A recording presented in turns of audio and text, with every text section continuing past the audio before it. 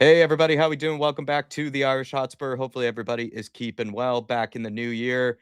New year, hopefully different Spurs, but we didn't get a new Spurs to be honest. Last time we saw them out against Brentford, it was one of the worst games of football, one of the most boring games of football I'd ever witnessed probably in a long time, let alone hopefully not 2026. That was everybody's joke, was that hopefully it doesn't get any worse than that when it comes to 2026. But Dave, it's good to be back. Good to be back in action. Hopefully we get a win today. It's an absolute must-win game, to be perfectly honest, to be perfectly frank.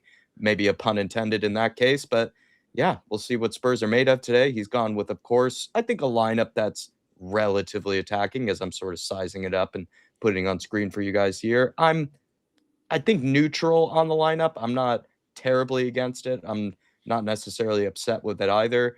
I can kind of understand why he's maybe thrown someone in like a Matisse Tell, who's probably deserved maybe a minute or two, You could considering argue that, yeah. whereas Odebear, I thought actually looked very bright against Crystal Palace, but then almost in true Odebear fashion, then was a little bit rough against Brentford, another red and white team, red stripe team. But I just feel like that's what you're going to get with someone like him who is just so young and so raw. And it seems like Thomas Frank is just a massive fan of the guy, regardless of what people think. He seems to always show praise for him, at least when I listen to the press conferences. So I'm not necessarily terribly against the lineup. I did want to see Cole Mwani be given a shot. I thought Richarlison played well in the first half last time against Brentford, and then the second half I think might have been a totally different story because he was a bit useless at times. When he actually did get into the final third. But then again, felt like we were getting a nosebleed every single time we got into the final third. We were that atrocious and that boring to watch. So at home, Dave, pressure's on, must-win game, and hopefully no boring Tottenham Hotspur. To be honest. Yeah, it's been must win since the end of October, But look, first of all, myself and Jack are back. I know maybe some people thought maybe we got a divorce or something like that. That I can tell you and reassure you that's not the case. It was just family time over the course of, the festive period. And at some point, your boys do need a break from all the negativity and the shit that we have to see, every single game day we turn up in terms of the performances and stuff. And to be honest with you, it's not like we missed much anyway against Brentford. Seriously. To be honest with you, I was saying to Jack beforehand, it was the right game for me to take off because no one wanted to hear what I actually had to say about that performance after that game. I was an absolute meltdown. But look, new year, hopefully a new Tottenham, Jack. That's the aim. We'll wait and see. Look, Sunderland, despite them being I think 5 places ahead of us, 3 points ahead of us, Yeah, away from home, they're not great. A lot of their points have been exactly. Yeah. up at home. They've only scored 4 goals away from home all season. Only 9 of their points have come away from home. So, it is a doable task. However, it's just what Tottenham team are going to turn up. We're going to turn up with intensity, hunger, desire, passion for the game, enjoyment for the game, which is something I don't see on the pitch. It doesn't look like anyone's enjoying themselves, even on the bench, and none of us fans certainly are. Yeah. That's something that we've lost that we need to get back. Now, on paper, it sort of matches up with what Thomas Frank said in the pre-match press conference, that he wants to come into this game on the front foot, aggressive, stuff like that. But that's why I say on paper. Let's see what the actual instructions are with this team. Are we going to look to press Sunderland into mistakes like we were doing earlier on the season when we were winning games and stuff? Or are we going to get our strikers sit back as an extra midfielder, which means when we get the ball, we end up booting it long and wait for it to come back again because we don't have one player up front to try and hold it up or pressurize them into something. So, it really all depends what the instructions are. Anyone can send out a team on paper and go, look, I sent out an attacking team. Yeah, but what are the instructions behind what you're asking them to Yeah. do? That's what I'm waiting to see. I think he's made a boo-boo with the lineup. I don't think he was forced into playing Ben Davies today. That's true. Everyone knows Ben Davies is finished at this level. Don't get me wrong. Every time he plays, he tries. But is his best good enough? It hasn't been good enough for 5 or 6 years. He hasn't been available all season, so I'm not sure why we're suddenly thrusting him into a game of this sort of magnitude. I worry if I'm a Sunderland player, especially that right winger. I am boiled that I'm up against Ben Davies today, and I'm actually, sort Hmm. of motivating myself coming into this game. It's sort of self-motivating, that selection. He could have put Danzo in at centre-back, move Van de Ven out there, or he could have simply just picked Jed Spence to play again. This could be a decision that could come back to bite him like other managers when they continue to pick this guy. Then you move into the midfield. I'm glad he's put an end to that Archie Gray at number 10 experiment. This isn't me having a go at the kid. He should never have been put in that position. It didn't work. But again, in that midfield, Sunderland, it's one thing that they are very good at. They're competitive in that midfield. They're aggressive. They do look to turn over ball. That's where you need your Paulinia. Everyone sits here and says, come January, we need signings to improve. We've given them signings. Two of them are on the bench today. Paulinia and Colin. So that's why I'm very hesitant to say signings are going to improve this situation That's when fair. we've given them and he's already put them on the bench. Paulinia should be in this team. We've seen against Palace when he came off the bench. He just provides that bit of extra steel. We can get regular counterattacks when he's in the team because he knows how to turn ball over. So I'm a bit worried about that selection today. And then also, what figuration of that front four are we going to see? Is it going to be Kudos off the right, Udebur through the middle, Tell off the left, and Richarlison through the middle, like many are expecting?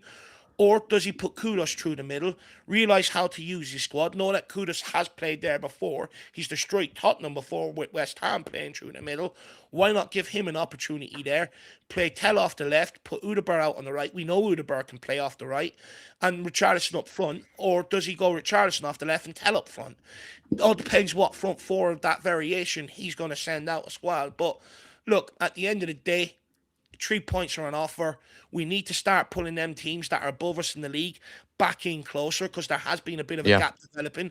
We need to pull them in closer so that we give ourselves something to fight for, which then should in turn self-motivate, come towards the end of the season to maybe start seeing a little bit of consistency. But it's got to start with games like today. If we end up dropping points today, the season's a write off. And with the rhetoric about being in transition, it almost feels like he's writing it off. And I just don't want to see him respect. He's getting chance of boring Tottenham, from the away fans, which he tried to It's praise to getting keep on booze. side longer. He's getting booed left, right, and centre. And he has to realise what the club he's at and embrace the club he's at. Today is to do, no matter the squad, no matter the personnel. Like even with Pochettino, he didn't have the squads that some of the other teams had, but he got the very best out of them, and they were all fighting for one cause, and they were able to punch above their weight because we went at them. Today is to do. Be brave. Not pragmatic, not sit off, not fucking counterpunch. Be brave. Embrace the club you're at. You do that, fans will very quickly get back on your side. It's not rocket science. Now embrace the lock-in like Daniel Farka has over at Leeds, right? The moment that he got thrown under pressure, now people are showing him a lot of praise actually because he really truly locked in, was able to turn in a lot of results, and now all of a sudden Leeds look like they're in a pretty comfortable position away from that relegation scrap. And I do feel like this is a winnable game. I'm going into it slightly optimistic, like you said there, that Sunderland are seemingly just a very different team at home versus away from home. They're almost maybe a bit like Brentford, actually, to a degree, where I think Brentford, unless I'm mistaken, I think they're close to have been undefeated or something like that this season at home. But then away from home, they've been pretty beatable for the most part. So I think it's almost a similar case here where the Sunderland side, if we were going away from home to their place, difficult place to go, the Stadium of Light. But maybe this time, the fact that they are away from home and considering their record, they might be a different team than what we might occasionally see them, They've at also home lost a where lot of they their where players they to look like, AFCON. yeah, that's fair actually. I think one of them is even starting ahead of Pop Matasar. That's how good maybe he might be this season. So that's actually a fair point. And yeah, they are probably missing a few of those players there. And I just am going into this as maybe an optimist in that it's a must-win game. It feels like for Thomas Frank, he's gone for a version of an attacking lineup. Whether it's the attacking lineup we want or not is totally a different conversation. But it is, I think, a version of an attacking lineup. And I just feel like the Sunderland team, yes, all respect towards them, but I do feel like away from home for them, they do seem like a pretty beatable side for the most part. They're no Mm. mugs or anything, but I do think they're a beatable team. I'm going to sort of treat it like that Brentford game we had at home not too long ago, where it's not going to be easy to be able to thrash them, but I wonder if we can, maybe get some sort of type of 2-0, comfortable win or something like that in this game, really. And just a quick question, Dave. I mean, is there a chance that he's gone for like a version of that 4-2-2-2, which he's used before with maybe like Tell and Richarlison up top, maybe Odebear, Kudus on the wings, and then Gray and Bentancur, playing in the middle. He's done that before in the past. Do you Mm. think that's what he could be going for? Or do you think it could be a 4-2-3-1? What would you even prefer if you had a choice between the two? To be honest with you, I prefer a 4-1-2. 3-1, where you sort of just have Paulinia sitting in front of the two centre backs, play two number 10s or two number 8s, similar to Ange Postecoglou, play your two wingers and your one guy up front. That's the way I prefer this sort of setup. I think, allow Bentancur that license to go forward. I think it's too defensive because, right now we're relying on picking up long throw-ins, corner kicks, which we're not even winning right now, and crossing the ball into the box. But the problem we've got is, whenever we break and we go to cross the ball in the box, it's got to be a goddamn perfect cross. You almost need Beckham out of retirement to come in because you've only got one player to hit. And the reason why is because when we break, we've got incredibly quick players on the break, but we don't have incredibly quick players breaking through the middle. You don't have you're asking Bentancur to cover basically 70 yards to get up in and around the box, to get in and make extra options, which is what you need when you're relying on a crossing game. You need to flood that box with two more midfielders, that guy playing in Cameron and, another guy sort of breaking in, but also the winger coming in off the far side to give yourself a chance to be able to convert these crosses. But the problem we've got is, there's no way Bentancur is going to cover 60, 70 yards as quick as Kolo Muani, as quick as Mo Kudus is, which means then when we get the ball into crossing positions, we've no one to cross the ball into because the midfielders are sitting way too far deep and they just don't have the legs to cover the ground that quickly. So for me, that's something he needs to sort of instruct the team to play a bit higher up the pitch, press higher up the pitch, so that when we do turn the ball over, we're only making 20, 30-yard dashes to get into the box, which gives them a chance to get in there. Yeah. And that's a big fundamental problem for me with this system. Even when we're sitting back off teams, we sit so deep that when we get the ball, we punt it long, but there's no one there within a 30-mile radius to even get near it because our striker is sitting back as a centre midfielder. These are things that fundamentally in the system need to change. We can't be sitting so deep. If we want to rectify our goal problem, we've got to play a lot higher up the pitch and we've got to go and turn over ball like we done earlier on this season. Hunt the fucking ball, force teams into mistake, turn it over. There's your route to goal. Thomas Frank changed that after the defeat to Bournemouth. He got scared off the back of that 1-0 defeat to Bournemouth and completely changed absolutely everything up. And it has not looked right since. So for me today, it's about instructing the team to play higher up the pitch. That means then you can get your midfielders into the box. You've got more targets to cross at, and you're likely going to score more goals. And what you certainly won't come out with is only 2 shots on target like we did against Brentford, which is absolutely unacceptable at Tottenham Hotspur Football Club. Frank can sit there and point out to the amount of times we lost possession. People can sit there and point out to, look at the squad, but I'm sorry, and I know people don't want to hear, but under Ange Postecoglou, we absolutely routed Brentford. Thomas Frank couldn't get a handle of what we were doing to them, which shows even with a worse squad and to a midfielder playing centre-back, we were able to create more and get more shots on target. So Yeah. Frank needs to stop being a pussy, take the handbrake off, be brave, and fucking embrace the motto to dare is to do, and go after them today. If we show them respect, we will lose. That's probably been his major problem this season, is just showing teams too much respect, especially in the case of Brentford in the last game. Well, everybody, as you're piling in here, please smash the like button for us. We would appreciate it. And thank you again for picking us as your watch along destination. And good to have you back with us in the new year. And we get to the chat and see what people have to say. Trinidad saying, after falling asleep for the first time ever during Brentford, I can't watch this team again. So today I've decided to watch you and amuse myself with how times Dave says, Jesus Christ, come on, you Spurs. Hopefully he doesn't have to say it Turn at it into all a drinking during game. this game. But yeah, maybe Turnbad's just going to enjoy himself instead of maybe torture himself this time around. Really appreciate your support, though, my friend, as a member. Yeah. Brett Loft saying, hi, boys. Frank is wanting the sack. Could get toxic real quick with that lineup. Davies, really, for F's sake.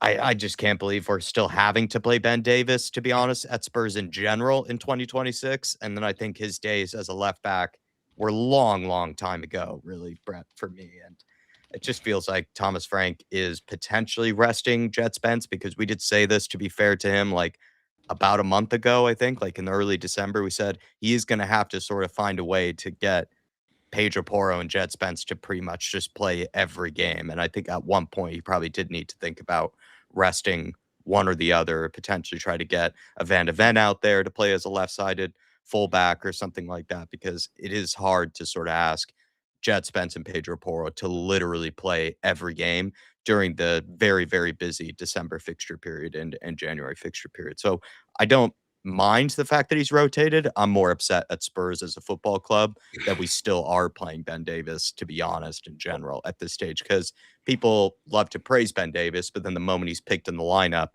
after not playing at all the whole season, then they're like, how is he playing Davis? They're like, how is he playing Davis? It's like, come on, like if this were a realistic fullback that were like a Kevin Danzo or something like that, people probably wouldn't have too much problem with that rotation. They would probably see it as a justified rotation just to keep Jet Spence fit and avoiding any sort of Yeah. tiredness of injury. But because we know it's such a considerable drop off and we know Ben Davis is well past it, now all of a sudden, we're upset with Thomas Frank. This is one where I don't necessarily think it's Thomas Frank's fault, to be perfectly honest. I think it's Right. more a fault to the club in this case for keeping players like Ben Davis for no reason at all. No, look, I understand what you're saying. First of all, big up that. Hopefully you're keeping well. Hopefully we get the win today. I see in the comments there. But this is where I do think it's Frank's fault. It's about being creative. Yeah, okay, you've got injuries, you don't have options available, right? We all know that's a big problem. But it's about being creative. Archie Gray in the number 10 against Brentford, complete wrong decision. Move a kudos in there, play an attacking player in there Yeah, that that's knows, you yeah, know, today, bring Danzo in at centre back. He's proven and shown that he's been reliable. Move Mickey van der Ven out to left back. It's just, that's I true. get he's got limitations, but it's the decisions he's making with these limitations. He's playing the more defensive options all the time rather than actually playing, That's true. to your suit or playing the attacking options. And that's where I do blame Thomas Frank if it goes wrong today. Be creative. No, that's true. No, that's true. He could easily throw in a Kevin Danzo, push Mickey Van de Ven out wide, but yeah, this is where I just sometimes do feel like it's ridiculous at this stage that the club, has guys like this around where all of a sudden, we're really upset to see them in the team. And it's like, well, he hasn't even played a game this season, and we're already upset that he's playing again. What's the point of even having him Because around we to know what really? to expect. It's Yeah, like this experiment has been done, tried and tested for the last 4 or 5 years. We know what to expect. yeah, I completely agree. Um, very, very funny comment that I'll take here from KMJJ saying, got my pillow on standby for this game. Definitely the case for a lot of us. Cypress Spurs, good to see you. Tyler, always good to see you. Big up to you. Um, he's saying, "Never leave us again, boys. Especially when we are shit. Y'all make this the bad times better." Probably right I'm on not that one, sure about Tyler. I that. think we might have all needed each other, to be fair, on that Brentford game. Hopefully, you guys didn't miss us too much, but sounds like maybe some of you did. George Hill, member for 16 months. Really appreciate the milestone, Georgie. Saying afternoon and morning, lads. Frank needs to get our fans back on side, or this is going to get ugly real fast. Need to show desire to attack. That is our DNA.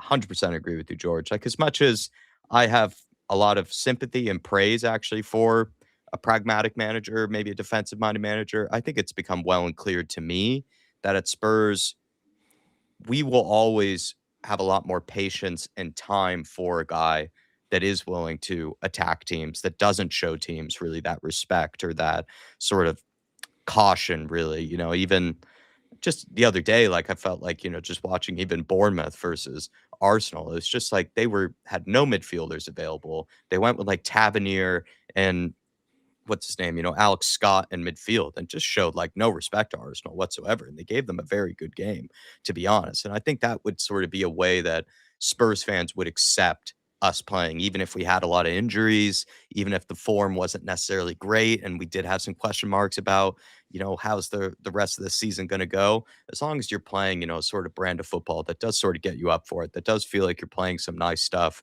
that is exciting to watch. Spurs fans will show you a lot of time and patience for the most part, and they will get behind you. Whereas if you're not, you kind of have to then back it up with results then for them to be able to get behind you. I do think it's one or the other, and that's just the case at a big club is you have to deliver on results or you have to deliver on nice brand of football. Ideally both, but I think if you're a new manager in your first season, it kind of has to be one or the other really if you're going to get the fans on side. And Thomas Frank is not doing either really at the minute. He's not getting I the mean, results and he's not delivering the brand of football. That's how I feel about it, George. this is the issue, though, Jack. Like in theory, if we brought in a manager that seen the game more through a pragmatic lens, but was yielding results and had a clear way of being able to break the opposition down, people will get behind it. We just want to win games of football. But the problem we've got is, we've got a pragmatic manager that doesn't know or have a game plan about how to go and break the opposition down or go and score goals. There's no game plan in terms of, Even if we can't go toe to toe with teams on a football and merit, or go to toe with teams on a press and merit, trigger press. Pick a player that every time he touches the ball, you go and force the issue. We don't do any of that. So what we're left with is just sitting back for the entire 90 minutes behind the ball. Like Jose Mourinho, Conte, though pragmatic, they still had a way of, They this got is our results. avenue to goals. This is a player where we can go and press the ball. So even if you see the game through a pragmatic lens, there still has to be an element of how you're going to score a goal to go and win a game. If you're losing a game, do you let go of that for the final 10 minutes? Bring on 3, 4 attacking players, send them all up and go and try to get a goal. Frank doesn't show any of that being a pragmatic manager. It's almost like if we're pragmatic and we're in the game, we'll continue that way and try and shithouse. If we're not, he doesn't really do anything to try and change it. Like, there's no instruction changes or anything like that. And that's where Yeah. the problem comes in. It's one thing being pragmatic and seeing it and going, right, being honest, we can't do this on a football and merit like other teams.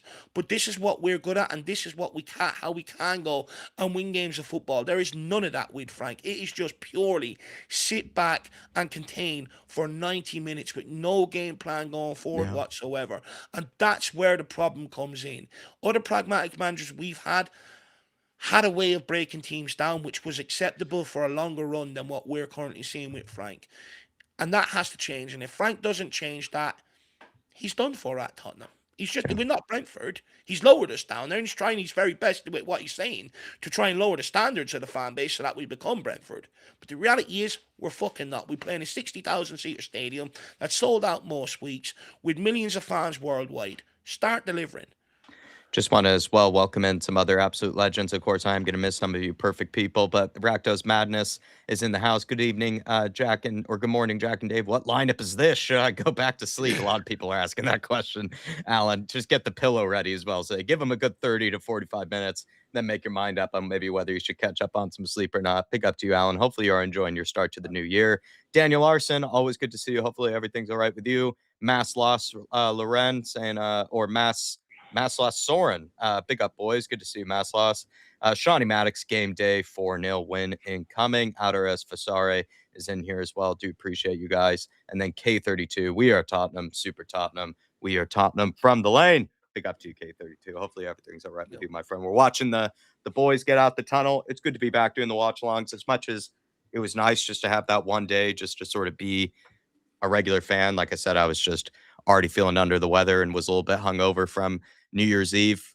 It was one of the most boring games imaginable, and it would have actually been a bit more entertaining probably just to have spent it with you guys and to have spent it with Dave. But it is good to be back in the chair, especially when you're waking up early. If you're over in the States like myself, it's nice to have, a crew of people, sort of this family that we have over on this channel to watch the games with. And especially while things are, let's be honest, all over the shop with Tottenham Hotspur, it is a bit nice to be able to try to fathom it, try to explain Right. it, with people like yourself, Yeah. because I think you would drive yourself crazy if you were trying to explain Spurs to, I don't know, someone that didn't maybe know what was going on. It's nice to have people that are kind of in the same boat and kind of do have that context, do have sort of the understandings of what it's like, being a Spurs fan. So looking forward to spending another 2026 or another year with you guys. And let's hope we start turning things around, at this club. We did pick up, of course, a point against Brentford, picked up 3 against Crystal Palace. If we pick up 3 today,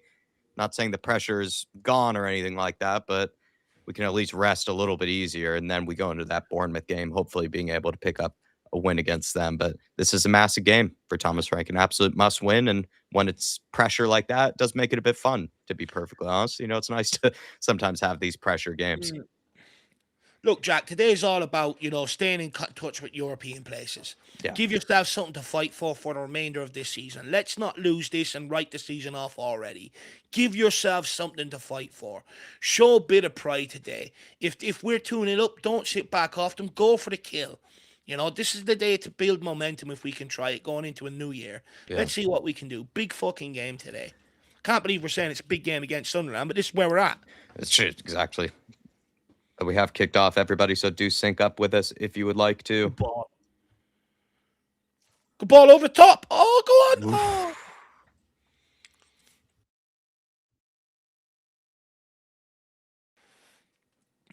Big game today. Come on, Spurs. Interestingly, Frank said he wanted to play Ben Davies because he wanted a left-sided, a left footer playing down the left side today.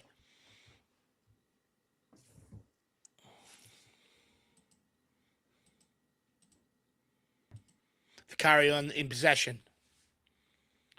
Pumps it long. We need Big Rich to win this. Just jump, Richie. Fucking jump. Well done, Gray. Getting in the mix. Tell takes it on. Go on, Tell. Touches. That's a hit. Bang it. I don't mind that. Oh, keeper spills. I don't mind that. That should encourage more players to shoot. That's the goalkeeper, man. You might get lucky. He's going to get hauled off now. Frank doesn't like that. He doesn't like shots from distance. He's going to take him off out now. Of the team.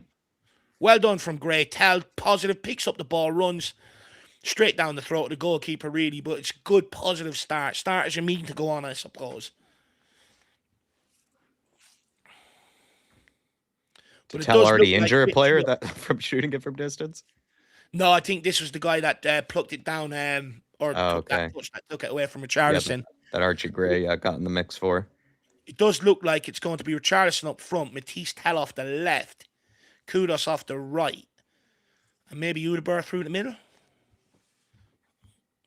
Good to see you, Scooter Reacts. Hopefully everything's all right with you. Good to see you, Skunkworks. Vandal Ross, always good to see you as well. Appreciate your support. AK Shags, the one and only, and Lazy8101. Always good to see you, sir. Richie, today, please remember that there's an offside rule. Yeah, I mean, always a healthy reminder for Richarlison. Go on, get after this.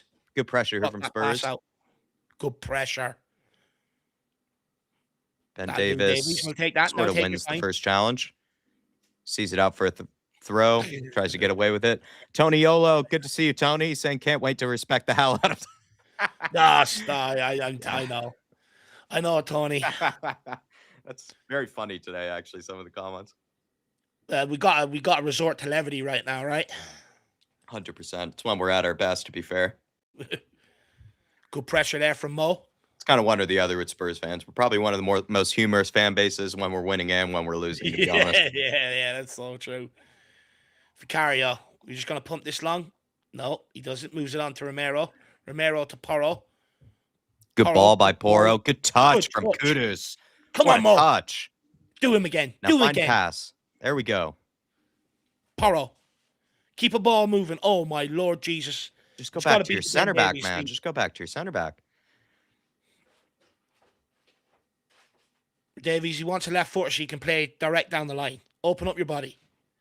Moves it into Van de Ven. Yeah, Ben Davis doing his best Jed Spence impression by coming inside immediately. Doesn't want to go down this side at all. I don't even think he wants the ball.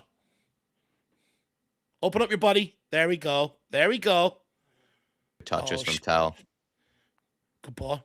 And Bentancur pumps it long. Nearly. Can Hotspur get onto it? Bentancur, wasn't a bad idea trying to play it in behind there. Just needed a bit more fucking power behind pressure from Hotspur. Come on, Richie. He's under he's pressure. This guy's going to win this one. Well done, boys. Well done. Matisse Tell again. You might be right, Dave. I think it is going to be Hotspur through the middle. That's what it's looking like. Matisse Tell on the left, Kudus on the right. Hopefully, the instruction is if Hotspur gets the ball, just run at them through the middle. You know, make them pull you down or that. And if they don't make the tackle, then you're in.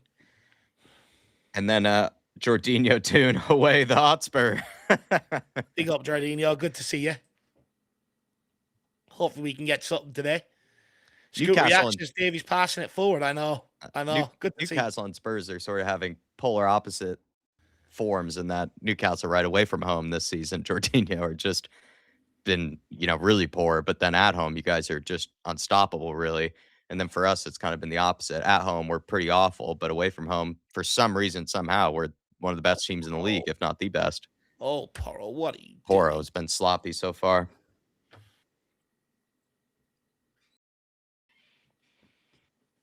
He's giving Romero advice. That's interesting. Simon Coley saying Granit Xhaka needs a kicking 100%. Yeah. I'm hoping Romero's just waiting for later on in the game to line him up for one. He's a hothead as well, Xhaka. You can get him sent off.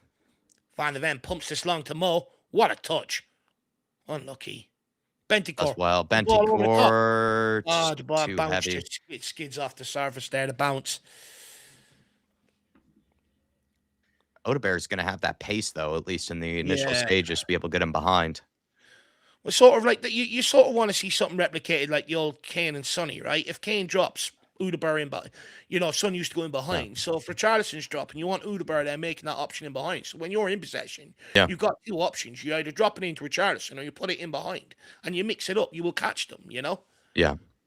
Odebear definitely has that pace to be able to get him behind, but we know he has that close control where even if he is a bit frail, he can get away with Good ball. if his touch is on point today. Kudus, good Kudus, layoff good to layback. Poro. Oh, Really good layup. Udeberg, Find bam. Odebear. Oh, it's a shit ball. Waited too Well, long, I Kudus think, gets too. onto it. Kudus, can he find someone in the box? Well, Terrible cross. It's a shit ball by Poro, though. It's just a shit ball. Put it more direct centrally. Why is he playing? Oh, Yeah, God. he had. I think he also waited a tad long. I think he had Too long. Odebear in behind. I think he had Richarlison, and they might have been off. I think he waited too Yeah. long. But that's the problem. He waited too long to make it. Ben So Davies maybe that's looks why like he's the Kudus next went long on to thrower. it. Yeah, He's the next one on the list. maybe Ben Davis does have some use today. Let's wait and see. Imagine he gets an assist. See if he's been hitting the gym while he's been injured. See if he's been hitting the gym. Yeah. He's launching this one. It's not a bad one, actually. It's flicked on. Goal kick. Ed Sweden, good to see you. Hello, everyone. Can sense that we might try to show some more attacking intent with whether that will fizzle out or not, though. Not too sure. Yeah. It's a bright start so far, but we'll see. It's always kind of like after the 20th minute mark if you're kind of still seeing the same thing. Yeah. Because plenty of times home teams, right? First 20 minutes, they'll always sort of show that energy. You would hope. Yeah. If you're not, that's real worry signs, but it's kind of maybe after the 20th minute mark when you really start adjusting. What a tackle from Van de Ven. And he finds Richarlison and he's offside. How's the keeper? Very offside. Is he off? I think he was a million miles off. Yeah. It looked like there for a minute the fullback stepped up at the right time. Yeah, he's way off. Yeah, by the time the ball actually comes. I think that's the thing with Richie is that this is where I do agree with people like Nick. It's like sometimes he just doesn't seem to look at where the other defenders he are. Even checked. Yeah, he hasn't even looked. That's the big thing. Or he'll be guilty of kind of just jogging back and then the defenders, all they need to do is just give a little bit of effort and then he's going to be offside. Whereas some strikers, right, they make sure that they're busting along to sort of get back on sides. And Richie just doesn't seem to do that at times.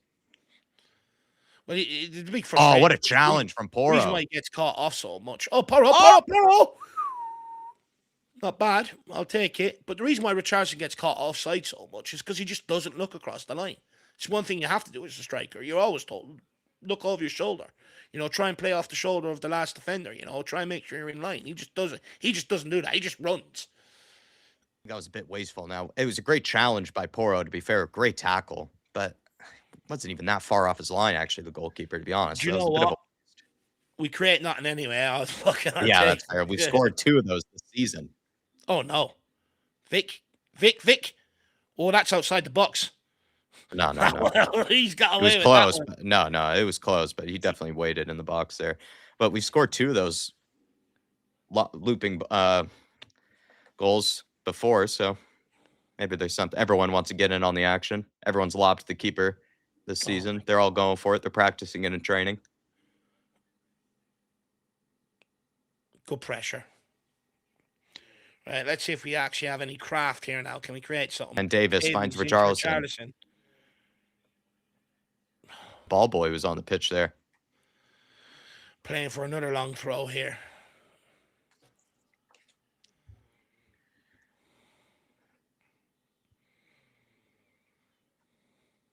It's like the old days where you draw out the cannon, roll out the cannon. How do you say stay on the shoulder of the last defender in Portuguese? I'm not there yet on my Duolingo. Lazy 8. I'll get there. Oh, Poro! Romero keeps it alive. Fall to Richarlison. He's begging, waiting for it. Poro and Tell getting each other's way. Ben Davies, take a touch, put it back in. Ben Davies. There we go. Not too lofty. Too much air underneath it. That was dangerous, though, actually. Just didn't fall to anyone in the box, but it was close. Keep the press on. Pressure. Odebear, great pressure. That's what you get. Come on, Richie. Go on, Richie. On Find the volley. Odebear. On the volley. Oh, Richie. it's a terrible effort. Find Odebear, man. Get your head up. Good pressure from Odebear. Had some good challenges, you know, a few kind of. But they've made a couple of mistakes now with a bit of pressure on them. 100%. You know what I mean? Keep it up. That's the encouragement we need. So keep it up. Don't drop after 20 minutes. Bentancur wins it as well. Can he find the pass? Wilson. Finds Kudus. Wilson, someone where you go? Fucking Wilson. He is standing there free. He's got about 30 yards around him in fucking space. He's in the middle of the Sahara Desert. Play the cunt. Why is Kudus Bentancur again? Great pressure. But why is Kudus going backwards there? If anything, I thought he was going to line up for a shot. I agree, play Odebear, but the idea of going backwards there is insanity. Oh, it's infuriating. Maybe that's why Frank loves him so much, is that he's going backwards in a situation like that. That's not. I've been really disappointed with some of his decision making this year. I was so excited for the signing, that Maverick sort of player, and you see that Maverickness, but it's no good when he can't play the simple passes when you need him to. Do you know what I mean? Yeah. It's so infuriating. It's just a simple ball. There's two of them there. Wilson Odebear couldn't be any more free. It's like he was in the notion of on his own. He's been ignored twice now, right? He won the ball back for Charleston, decided to go for a pretty audacious effort. Yeah. And then Kudus as well, for some reason, doesn't decide to play him. So you have to feel for Odebear on 2 occasions there. Sorry, Bentancur took the right option by... I thought he was going to rush it and give it away, but actually he took the right option by giving it to Kudus. It's just Kudus, once again, terrible decision-making. Guys, I'm sorry about the language as well. It just shows I'm at the end. That was pretty infuriating. That was just at the end of my tether with this team. I'll try and keep it together. Go on, Archie. Oh, my Lord. Well, get away with it. Go on, Archie. Get the head up now. Find Tell. Get the head up now. Richarlison, make a run for him. Richarlison, make a fucking run. Richarlison, will you make a run for him? Please. You don't. Oh, you idiot. You idiot. You fucking idiot. What's wrong with this guy? Oh, my God. He's so insufferable. Gray sprinting towards him with the ball. Make a run in behind. Refuses to do so. Look, slows up. And then he can't even get on the end of it from 2 yards out. I could have thrown my schlong on that and tapped that one home. Oh, my Lord. Great header from Mukiele, to be fair. But Richarlison's got to read the flight of the ball better. Almost try to jump over him. Right, let's go from this corner. Come on, Matisse. Give us a good delivery.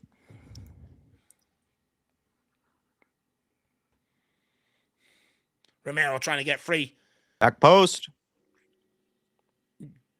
Do not let him clear it properly. Well done, Davies. Good pressure, Davis. That'll do. Now box them in. Box them in.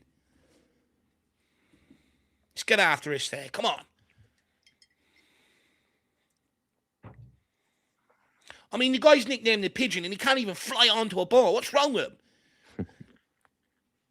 There's young Dennis Serkin, ex-Spurs kid. Or that's Baldwell, isn't it? Baldwell? Oh, that's Serkin, no? No, I think Serkin's a bit not as blockheaded. Oh, no. Good clearance from Davis.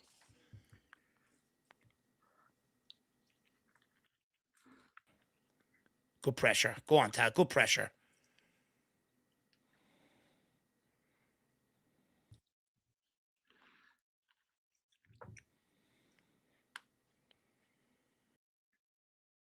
Tottenham forcing Sunderland back to the goalkeeper here. He's panicking. He's panicking. Whew, unlucky.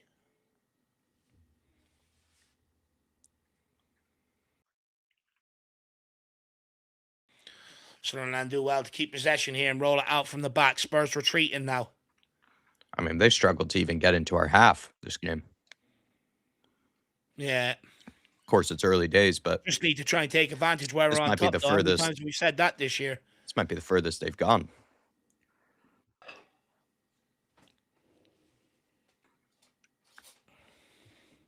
I don't mind doing this every once in a while to conserve a bit of energy, but at some point you got to go again. What we can't do is start letting Sunderland dictate now. Yeah. Out wide to Getrauda.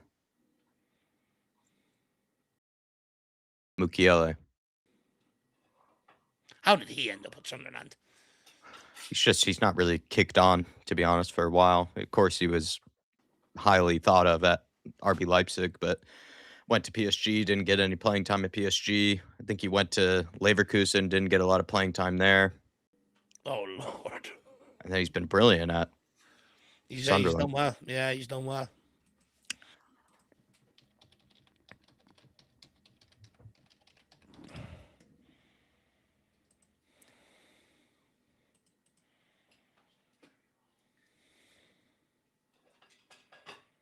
That's not good. Kudus is down.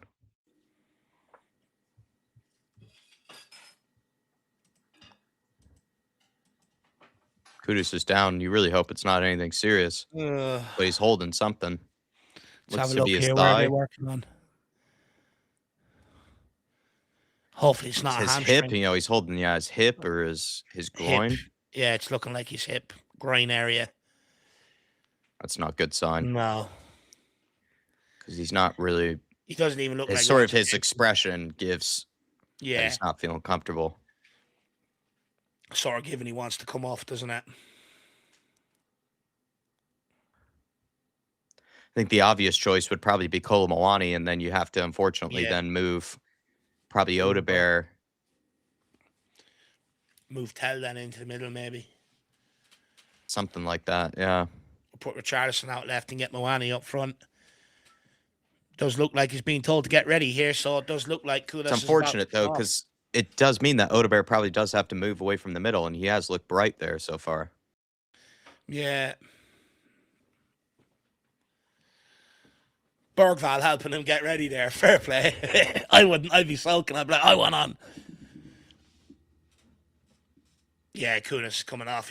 They're just buying time to get the sub ready. That's just our luck. Skunkworks says might be a blessing in disguise. We'll wait and see. Yeah, he's not played too well in the last few games, but at the same time, he's.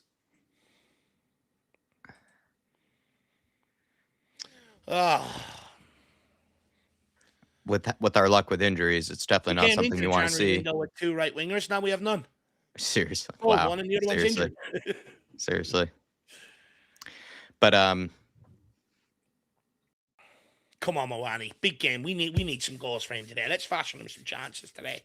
Come on, Colo. We went with all of our wingers in this game, though, so that's what's kind of interesting. Is the only real options that are forward options, you could say, off the bench are Williams Barnett, Dane Scarlett, and Kolomowani. Now we've had to use Kolomowani, so the only other real attacking substitutions we have are Williams Barnett and Dane Scarlett. Yeah. So that means that probably these forwards will probably stay on for the rest of the game, really. Let's play some bingo. How long do we think Kudus is going to be out for? How long are we not going to see him for, guys? Yeah, seriously. 2 months, 4 months, 6 months? Sunderland picking up a corner here. They do score goals from set pieces, Sunderland. So we need to stay switched on here. They are quite prolific from set pieces.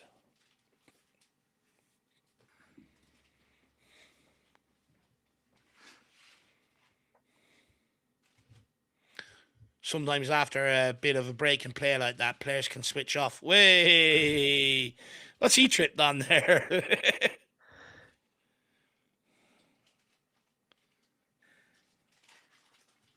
Ref, book him for time wasting. I mean, yeah, seriously, he's taking about 45 seconds for this corner. It affected him to the point where he didn't want to swing it in. He swings that one in. You were thinking, could Vicario maybe came and play in that one? Yeah.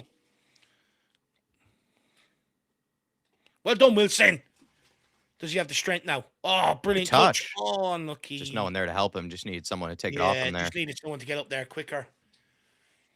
There is a goal here for us if we want it. Like, we usually have these spells. We just don't take enough advantage of it or knock on the door enough. We've got to try and do better here today. Oh, good ball from Ben Davis. Good layoff. Odebear lays it off to Poro. Moani! Oh, no, wrong option. Wrong option. Tell. Oh, such a good move. Moani's got to shoot. How is that broken down? Well, Moani just took the wrong option. He found absolutely no one, and he had everyone. That's a player that's not confident right now taking that option there. Even more Kudus with a shot there. Yeah, you feel like he's just got to fire it across the goal. It was a good header by Richarlison. It was a good ball by Ben Davis. Matisse Tell. Whips it across. No real pace on it, though. Foul from Ben Davis. It was a good long ball from Davis, and it was a good layoff by Richarlison.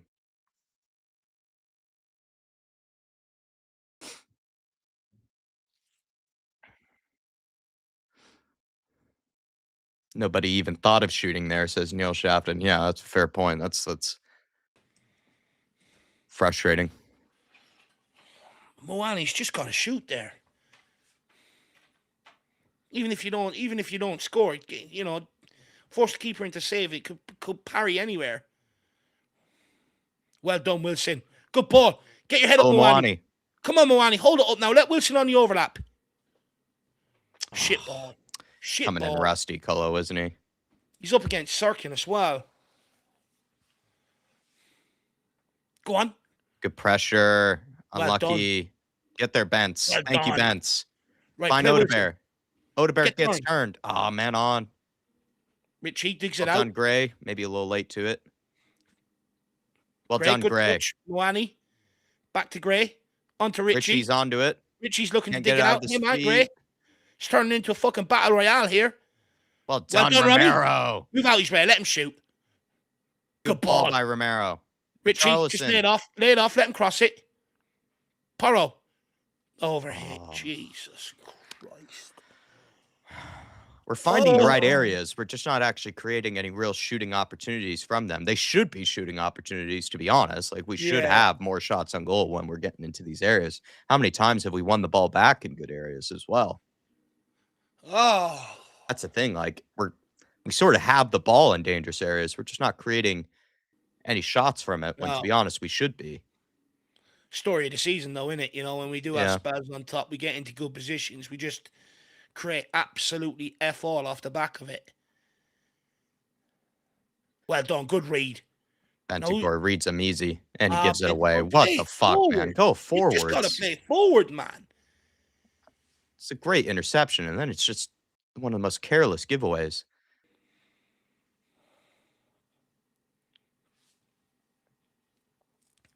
Come on, Wilson and Richarlison. Just push up that little 5 yards more. Sean Maddox saying the postman is chucking the packages in the bushes again. Yeah. Well done. Right, time, Gray. Hooks it down the line. Done well there. Can Richie hold it up? Of course he can't. He's not even in position to hold it up. Fuck me.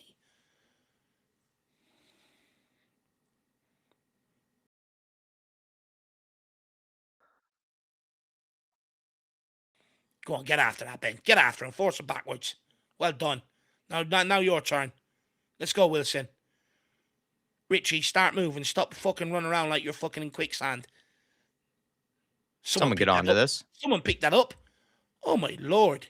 Oh, no. End of end misses. Tell misses. That's absolutely horrific, that. Hopefully not a yellow card. Because you break up a dangerous attack there.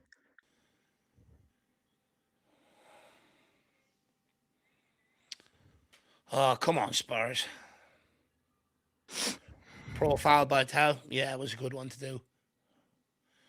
Started all right. Fading already. Couldn't agree more with that. Skunk Works. Commentators saying Frank is a very good manager. The commentators can say what they want. Results will dictate whether he's a good manager or not.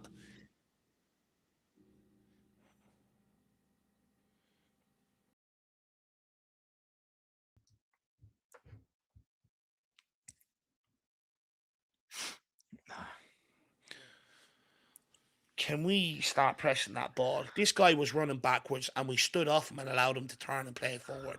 When he's running backwards, get up his hole and force him backwards.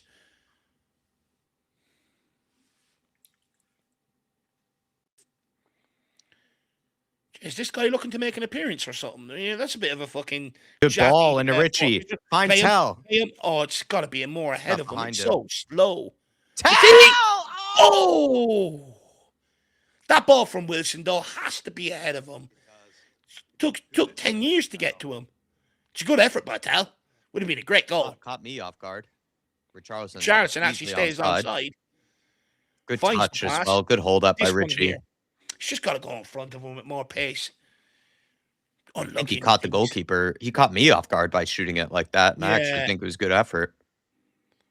Had good. It's not a bad effort. He got good curl on it. It's better. At least there was a bit of a more of a fluid move. Well, at least we got a shot from it. You know, that's the thing. Here we go. Matisse is up and running now.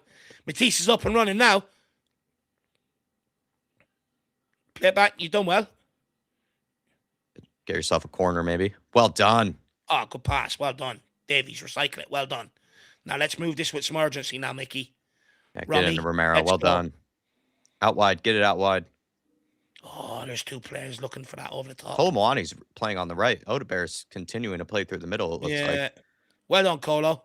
Go on, Colo. Take it to them, Colo. Good touches from Colomwani. Onto Davies. Get your head up. Whips it in. Ricky! Mwani, can he keep it alive? He does. Oh. Referee's not letting him out. Oh.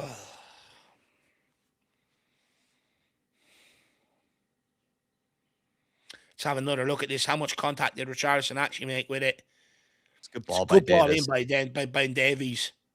Oh, he gets up. He gets good enough contact. Just can't direct it goalwards.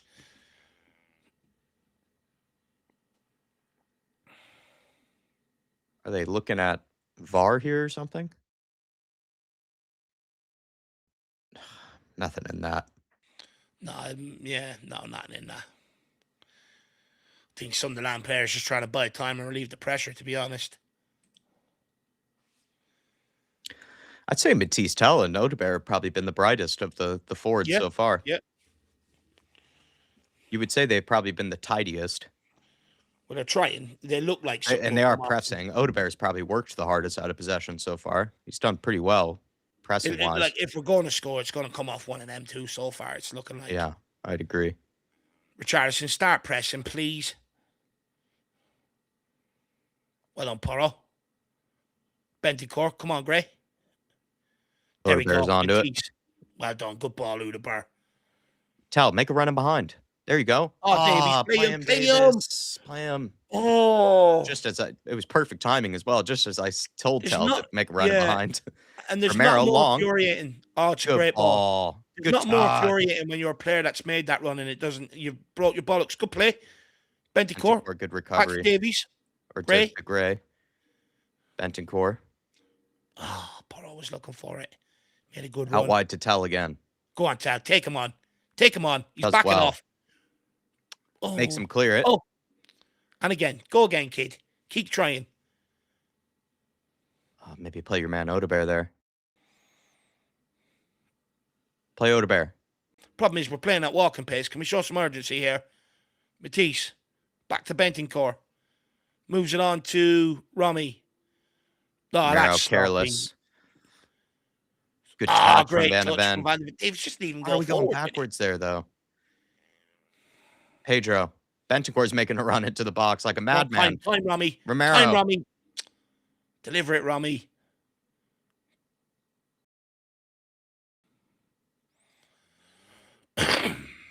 Romero's getting into the box. On to Tell. Right, Tell. Romero's in there. Put it in. Odebear. Tell me backing off. Odebear. Gets blocked. Out for a corner. It's bright.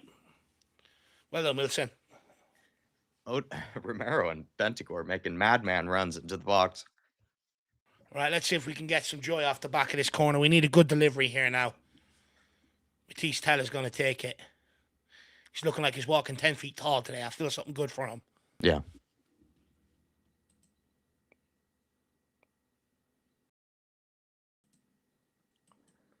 Come on. Let's get on the end of this one. Let's get a good delivery in here, Matisse. Back post. It's a good one. Romero. Play him. Van de Ven! Yes! Come on! Let's go! Na. Mickey Van de Ven. Mickey Van de Ven. Na. Let's go! 1-0 to the good. From Rami to Mickey, Dave. I mean, it's probably a team that we wish we just had 11 of. Scores it. Does he get the last touch? No way. Is it Ben Davis gets the last I touch? think he gets the last touch. It's whoever keeps this alive. I think it's Romero at the back post. Yeah. Unbelievable Brings composure it on the down. chest. Waits for the pass to open up. Yeah, it's Oh, Ben you're right, Davies. Dave. Good spot. Good Mickey spot. Van de Ven shoots, and it's Ben Davies, the poacher, the experienced poacher. Yeah, Look at that. to be fair. To be fair. It was going in anyway, but Yeah, you but know, you got to be there. Yeah, it's one of those though where all of our defenders are doing what our attackers can't do: composure, stringing passes together, and finishing off a move. Some lovely football inside the box. Honestly, from all the defenders. Romero deserves all of the credit there. It is unbelievable. You not understand the composure to take that down on the chest, not header it back across, flap your lines like we see other players do. Take it down on the chest, and then wait to find that pass for it to open up, and not just zing it back in there. It's fucking beautiful from Romy. Romylicious, baby. Davies is 10 feet tall like now. You said, well. Beautiful football from our defenders. Oh, Odebear. Go on, you burn him. Oh, it's just gone out. Just a little heavy. Lino, it didn't go out. Good kick away as well. Davies the poacher. Come on. Benjamin. Hard to say, too. I think it's a good idea from Ben Davis to put a foot on that, because did it have enough pace on it maybe from Van de Ven for it to maybe make it into the back of the net? Perhaps a defender could have gotten in the way of it. So it's a good poacher. Well, look, if you're there, you're swinging at it regardless, aren't you? then again, I'm taking it. Then again, if maybe it then went off a defender after Ben Davis touched it, I'd probably be saying the opposite. I'd be pissed at him, for taking away a goal from Van de Ven. So I'd probably be a hypocrite no matter what. The good thing is we're 1-0 up. Let's see what we decide to do. We're going to sit off, or we're going to keep going? Because I'd argue you keep going. These are there for 2 and 3-0 today. Yeah, it's deserved so far. It's just, once again, we've had to get it through via set piece instead of through just good open play football, which, like I said, we've gotten into some amazing areas to create more shots, but let's see how many shots we have, because I feel like we should have so many more shots than we probably actually do. Let me have a look at the stats here. I mean, we have 7 shots, it says. That seems a bit generous, actually. I'm a bit surprised by that. I feel like we could have more. Maybe I'm maybe I'm being harsh, but I just feel like we could have had more shots. Oh, yeah, we could have. 7, though, is fair. It's a lot better than last game. Go on, Wilson. Brilliant touch. Come on again, kid. Oh, yes. Well done. Go on, Rami. Right, come on, Colo. Travel. Get the head up. Deliver it back post. Oh, it's a good ball. Just not enough pace on it. Take it down, Poro. Great touch. Wins a free. That's got to be a free out, ref. It's got to be. It's got to be. Thank you. Oh, 1-0. God, I can sit back and relax now for a minute. I'm starting to get antsy there. Oh, Jacko just releases that pressure valve a little bit, that goal. Poachers galore from MKP says about Davis. Ben Lineker says Echo Man. Benaldo Davis says Limpy Down Under. Give him a contract extension, says Lazy 8. Okay. I know the humor is on. I can tell everyone's got their absolute humor on point today, but that's when I start to shudder, Nick. That's when I start to shudder. Anyway, fuck Ben Davies. Romero deserves all credit for that goal. It was Ben Davies. You got to be there. Fair play to him. Yeah, you're right, though. I mean, the composure that Romero had, the composure to bring it down and then find Mickey Van de Ven. If you are Ben Davies, though, for being out for so long and then just come in and score on your return, it's pretty funny. Dreamland. I will say also a good set piece delivery by Matisse Tell, right? Found the back post perfectly for Romero. Yeah. Van de Ven with an absolute pump long. Oh, come on. This is on here. Come on. Get out his way. Richarlison, just leave that to Matisse. He was on it. Ben Davies going for the assist here. He wants a long throw assist. Oh, it feels so good to be up in front of a game for once. Tell. Good footwork. Oh, my God. And then you almost see leaves it behind him. Forgot something. Vicario, who's had nothing to do, thank God. This is one of those games, though. Good ball by Vicario. Bang it! Odebear! I don't mind it. He deserves it. Nah, yeah. When it pops up like that, you have to bang it. He's been ignored so many times, Odebear, that I actually don't mind him taking that. Mawani makes a good run there. Brilliant from Mawani. Shanks it, though. Oh, it's just wild. That's just the problem with Odebear. He's just wild in front of the goal, isn't he? Yeah. Like, to be fair to Matisse Tell, there does seem to be a bit more composure in front of goal for him. Oh, Oh, good and look, pressure from Gray. It was a good kick long though by good pressure again. Poro though misses the challenge. Get back Colo, help him out. Good pressure though from Spurs once again. And like I said, I was gonna say a good ball from Vicario there. Not yeah, it something we was. normally say, when he pumps it long. Usually it's aimless. Oh, Oh, they no. split us there. Wilson got caught, not tracking his Mickey. man. Well done. Mickey bailed out Wilson Odegaard there. He switched off. I He was also switched going to off say, there. though, in games like this, which I think this is more a point that Dave has made in the past, but just something to be wary of, when Vicario's had nothing to do is often when he seems to make mistakes. Yeah. Like, they've created absolutely nothing, Sunderland. And that's when Vicario sometimes lets us down. He's kind of just a bit erratic when he's a bit bored. But when he's under the cosh, for some reason, he's incredible. So just something to be aware of. We need Vicario to have no mistakes today. Don't give Sunderland that. Yeah, just don't give them an easy goal. Don't give him any breaks. Pedro, you got to read that better, man. Don't let him shoot. You could see he was shaping up that for miles away. How are we letting him shoot there? Just Pedro Porro, I feel like, really misreads this, really misjudges this. Yeah, that's shocking. Bentancur could have done a bit For some more reason, maybe. Pedro Porro thought he was going to have a touch of a truck, but his touch was actually good. And then it was a good hit. Hits it well. Right, time Davies. Davis, good ball into Odegaard. Oh, good touch. Well done, Wilson. On to Matisse. Hell, great hold-up play. Back to Davies. Oh, he does Where are you going? Oh, lucky. I don't mind that. Find Odegaard behind. Well done. Great play from Odegaard and Tell. Take him out. Don't let him shoot. What a challenge, Mickey. Go on, Rami. Romero, what a touch. No, Rami, no. Poro. Good clearance from Poro. I don't mind it. No, go on, Richie. Now put the pressure on. Put the pressure on. He's going nowhere. Well done. Now box them in. Hell and Odegaard have definitely been the ones that get you out of your seat this game. They've been bright today. They've been very bright today.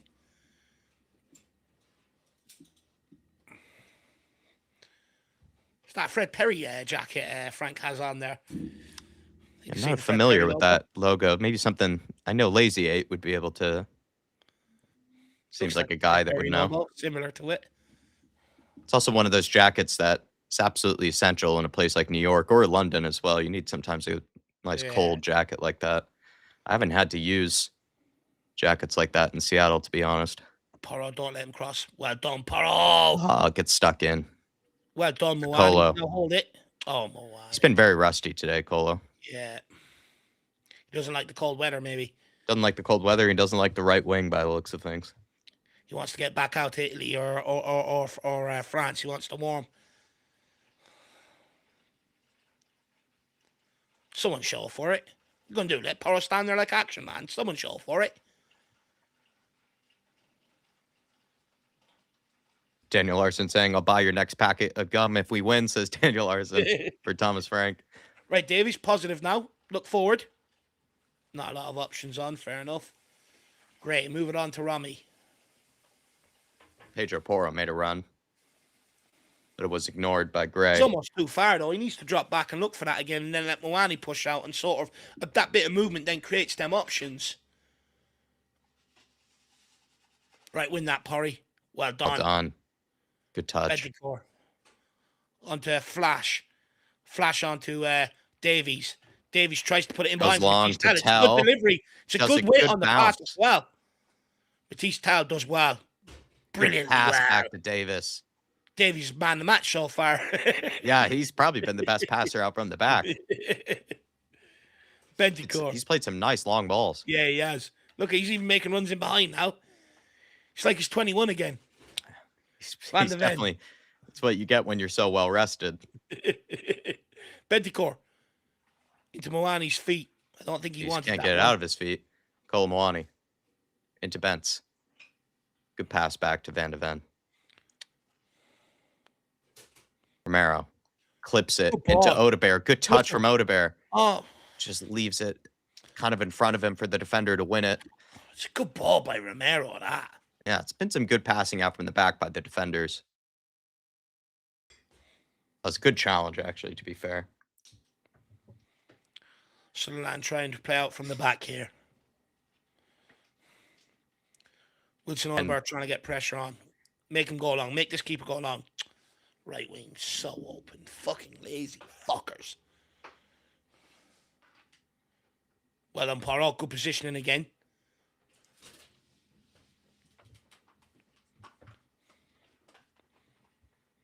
Looks like Spurs are just going to be happy to contain this till half-time now.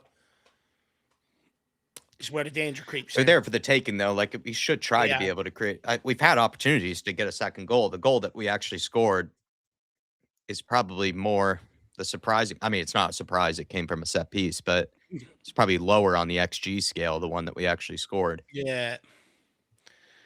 So deep again. Can we at least get the two front players just to push up a bit higher? This is where the... Oh, well done, Bentancur. Play him. Play Richie. Oh, man. Go on, Moani. From Colo. Get your head up, Matisse. Play Matisse. Bentancur's got to be able to find Richarlison there. Yeah, he's got to find that one. He almost took a touch too much there, Bentancur. But that's like a good case example there. Like, Sunderland have not looked good at all.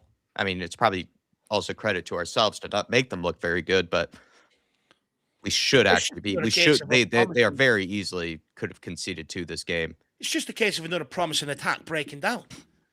You know, 100%. Bentancur picks up the ball in a lovely position. You got the numbers. We two passes, one from Awani to Matisse Telford to play, and Bentancur to Richarlison. Two players that are in behind if we make the pass.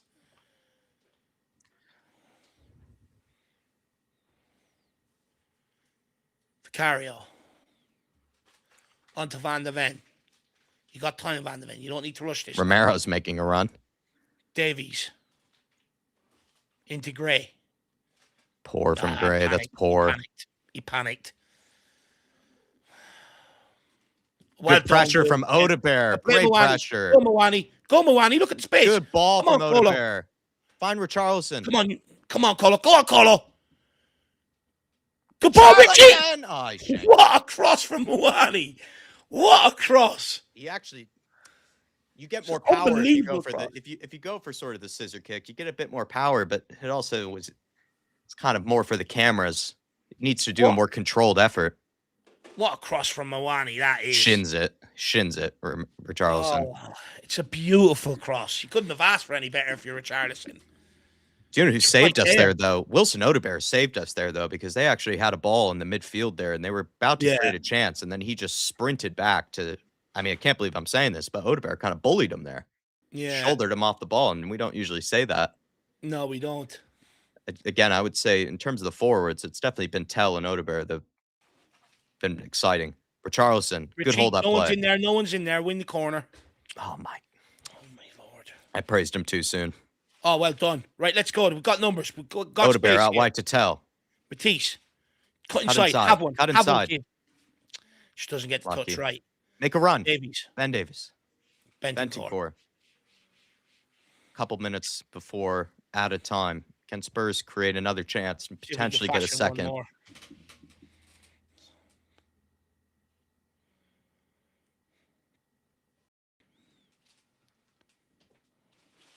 Now play right winger. Romero, he's there begging for it. Especially last minute of the game. Should be going forwards there. Vicario's going to pump this long for a run in behind here. Can Richie win this? If he does, we're in. Oh. Of course he can't. Of course he fucking can't.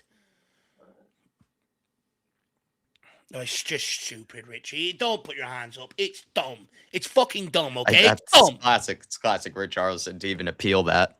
He's absolutely bundled over the player. I don't even get what he's appealing. He's just bundled into him. No craft in attack, nothing. He hasn't even tried to disguise it. You're right, though. That would, if he had won that, Odegaard would have been clean through if he was able to win the flick on there. But that's kind of been probably why Thomas Frank has seemingly kept Odegaard through the middle, is that he's working hard defensively, but then he's making these runs in behind. That's sort of keeping that back line honest, to be honest, Sunderland. It's making them kind of worried because Richarlison, we know he doesn't love to make runs in behind, to be honest. It's just about getting someone up to sort of support Richarlison. And if you go along getting people running Yeah, behind them, and even 100%. though he's directly not getting the flick-ons, he's getting up there, turning ball over, putting pressure on people, Yeah, you know. it's been a live wire.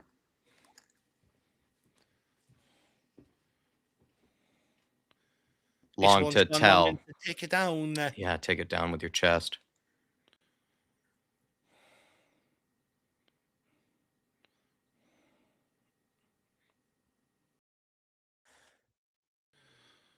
One more minute to go.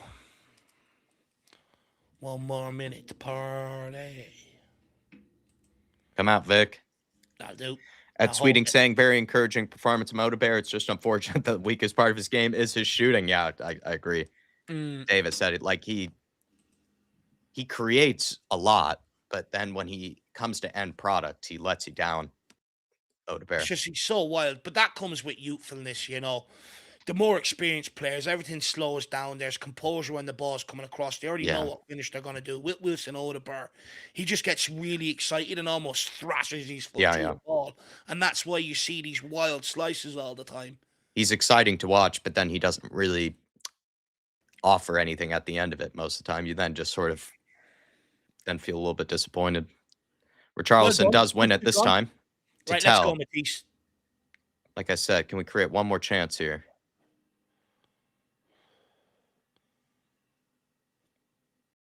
Don't be hesitant to put it in. If we don't score, the referee will blow it up anyway. Go on, Matisse. You got him on strings here. Taking space. I'll play it back, let him cross well it. Done by Tell.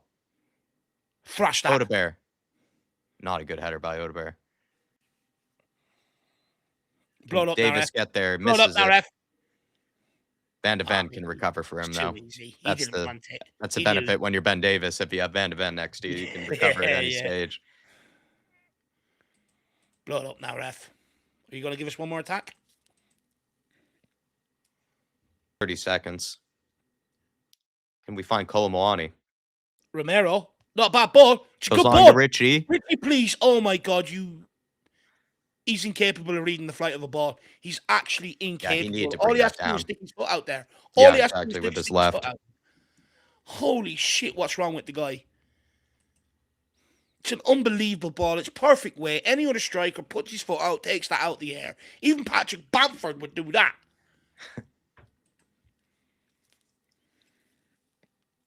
Let it go, Ben. Let it go. Let it go. Shepherd it out. Jack's right. Let it go. Well done. That's a free out. I mean, pretty much only praise. The only thing I would say is just, which is the case definitely last season, like something we often said way too many times last season under Ange, was just a bit of wastefulness in good areas, in decent real estate in the opposition half. We've had some amazing turnovers, some good pressing. I agree with Dave. There have been some times when the pressing is clearly working, and then we maybe do sit off them, perhaps to gather a breath, but also, to be honest, it might just be a Thomas Frank thing. Like, you sort of pick and choose when to press instead of pressing constantly. But we've turned the ball over in good areas and also created good chances and moments, not even from turnovers, but just from general build-up play. Like, there's been a sense of urgency, it feels like, from the center backs. Like, they're not just passing sideways. Like, they're willing to make passes, out wide to the wingers and sort of move the ball a lot quicker. Like, there's a bit of zippiness about us. It's just, this is not something we've said too often under Thomas Frank. There have been some games where I would say this is the case, that we are a bit wasteful, Dave, but it's more something I would have said last season, where it's one of those games where you kind of watch us and they're like, we look levels above this team, Sunderland, but we're just not really giving ourselves the 2-0, 3-0 cushion that we probably deserve. And that's where you just get a bit nervous, right? Is that you're always leaving a team kind of in it if you're only one goal up. That's what I would say. Yeah, look, we've completely dominated this half. Fikario hasn't even been tested at all. We've completely dominated this half. We've played a lot of the game in their half, but again, there's just not a lot of quality off a lot of the good Yeah. stuff that we do. Even times when we turned over the ball and there's only we've got the numbers on our side, we still manage to sort of mess it up or not really end up really sort of testing their goalkeeper to a large degree. But what I will say is, though, there's been a good variation to what we're trying to do today. It's not so predictable. At times we'll slow it down, play it out from the back, play through. At times we have no problem, dropping one to look like he's coming in to receive a dink pass and then another one going behind and we play that ball. Like, there's variation. We're attacking down the left and down the right and trying to play a bit through the middle, which is leading to a bit more of a positive performance, but we have to take advantage of it. Now it's 1-0. This team talk is absolutely massive for Thomas Frank. Do you do maybe what we done against Brentford when we played at our home stadium? We're 2 up. Do you take your foot off the gas, sort of sit back, contain, and happy with your lot? Or do you drive on knowing that they're there for more, sense that they're there for more, and go and take it? And Yeah. sort of new year, put 3 or 4 bodies today. They're there for that. And then all of a sudden, the narrative changes for another week or so.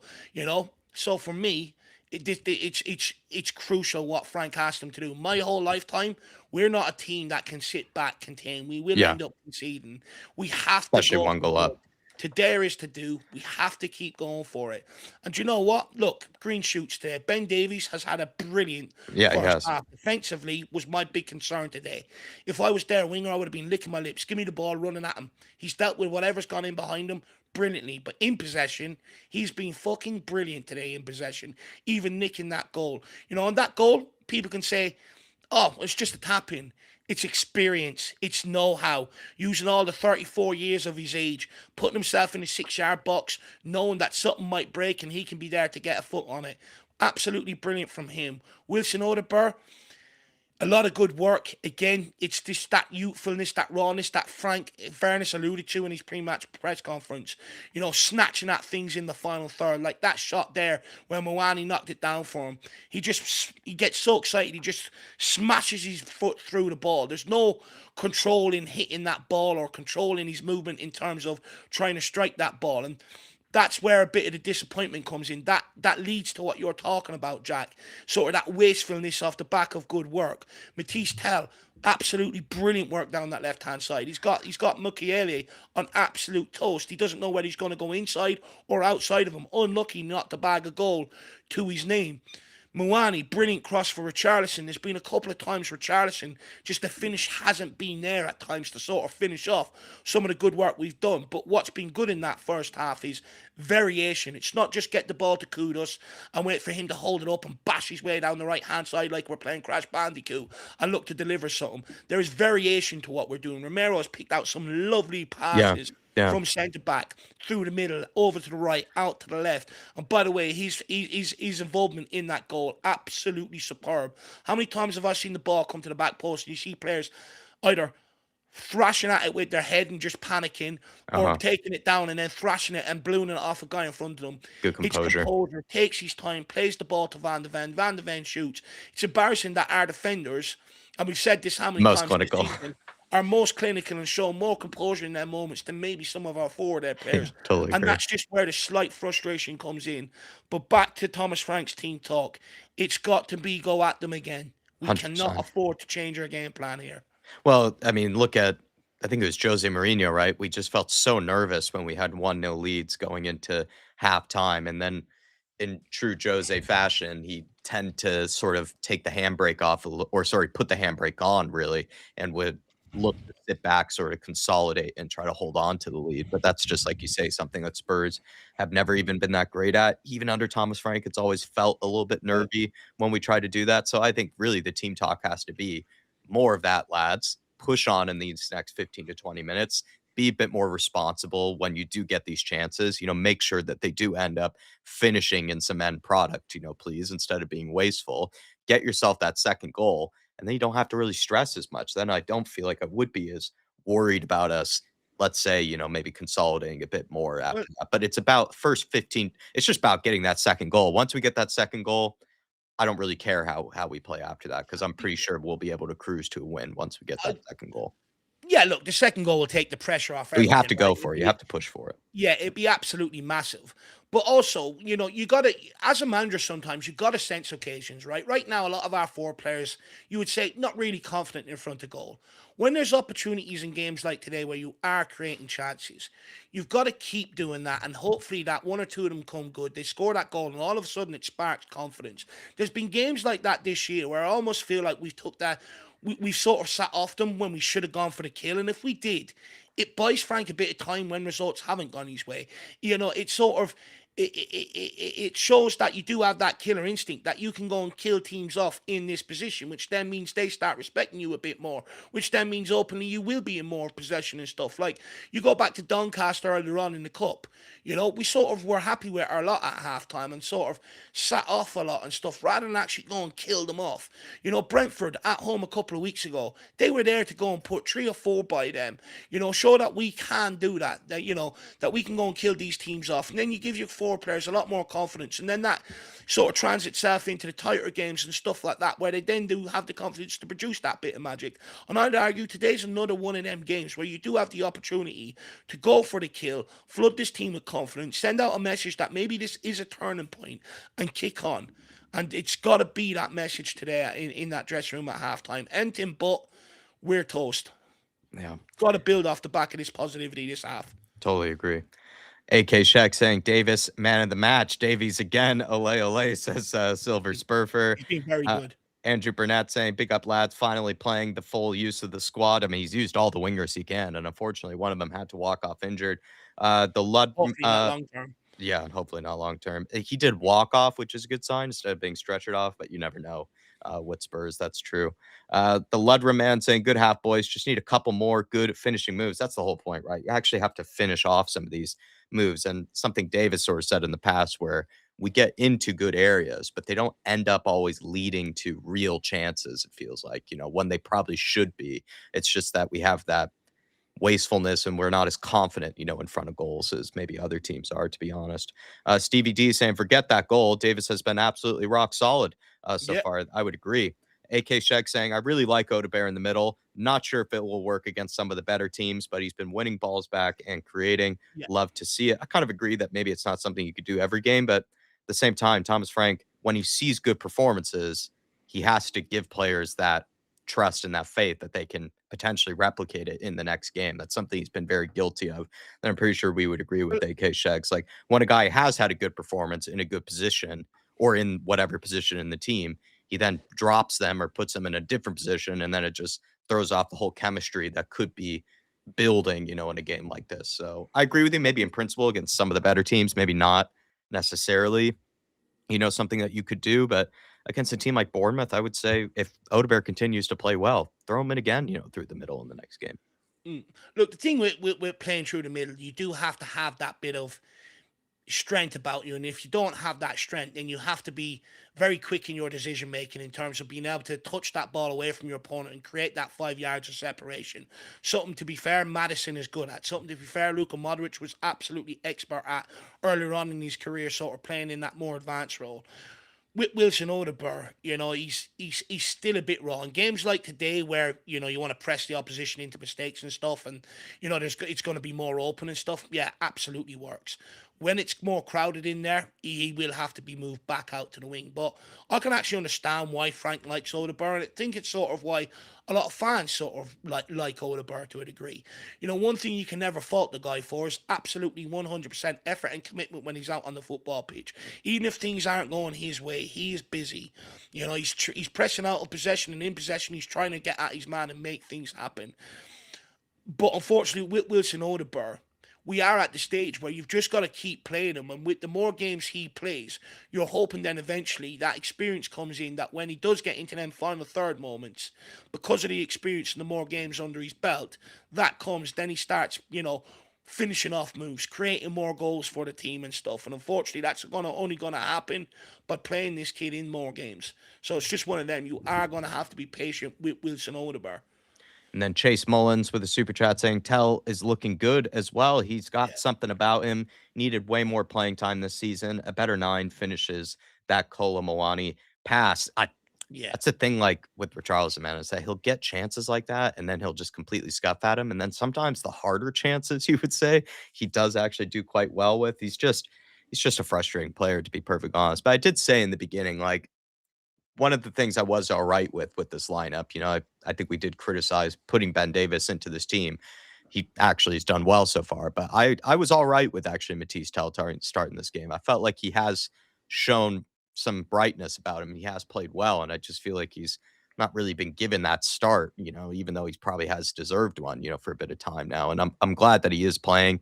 He's shown that he can control the ball well on the left. He would probably say like he's not as sloppy maybe sometimes No. Odegaard has been on the left. Like Odegaard's been a bit guilty of getting shoved off the ball a little He too doesn't really lose easily. the ball, Cal, does he? No, no, exactly right. Like he's a bit more not conservative, but he's more patient with it. And then he's also just someone that's a bit more reliable where you can get it out to him. He'll drag you up the pitch, but he's not going to lose it every time either, which Odegaard sometimes has been guilty of when he's played on the left before. It's almost like he's trying to do too much and then ends up, giving it away when he shouldn't. And he's been very, very reliable on that left so far, as someone that you can play the ball into in stressful areas. And that's been either with space, running out his fullback, or when he's had his back to his defender, he's been good this game.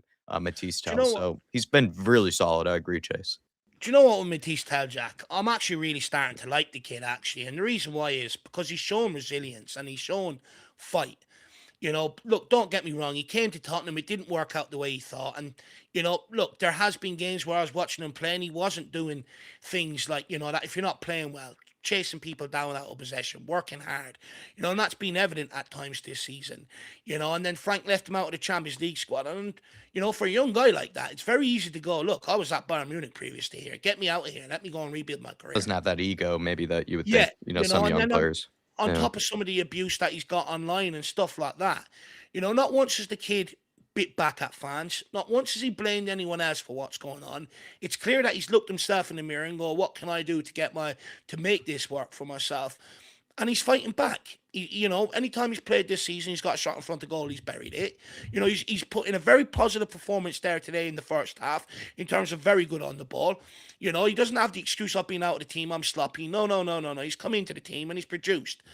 And I'm liking this. I'm liking this from the kid. I like the resilience. I like the sort of the fight back, the fight that he's shown, Jack. And I'm all for that. And it just goes to show that, when it comes to Spurs fans and players, although we do react to what we're seeing and we have no problem calling it out if we don't like it, if they do show fight in the right way, we will get back behind them and give them a second opportunity. And I think Matisse Tell has earned that for the rest of this season at Tottenham Hotspur. Initially coming into January, I was of the opinion, loan the kid out.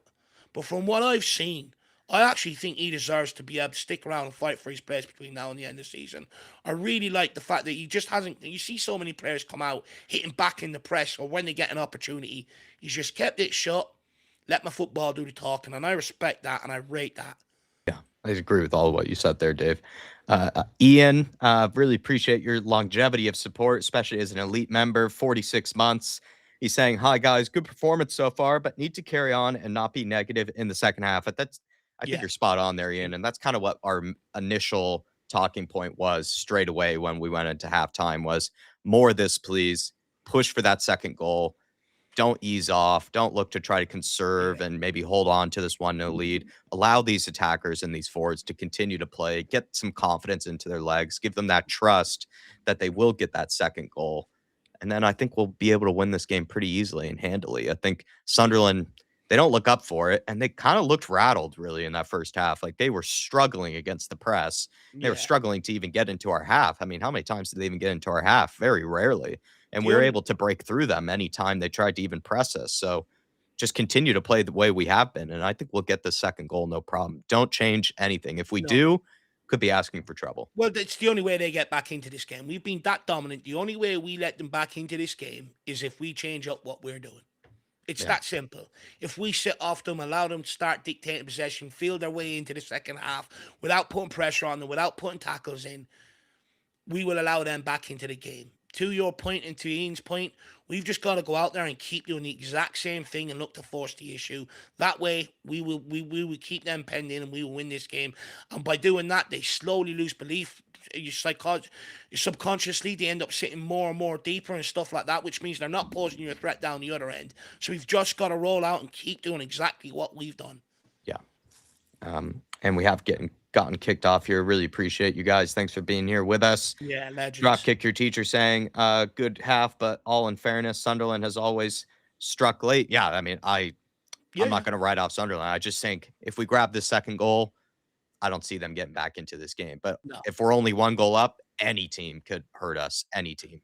Thing is, they've only scored 4 goals on the road all season. So if you put 2 by them, chances are of them scoring half of the goals they've already scored away from home on the road today is slim to none. So you scored a second, it almost tells you the game is beyond them.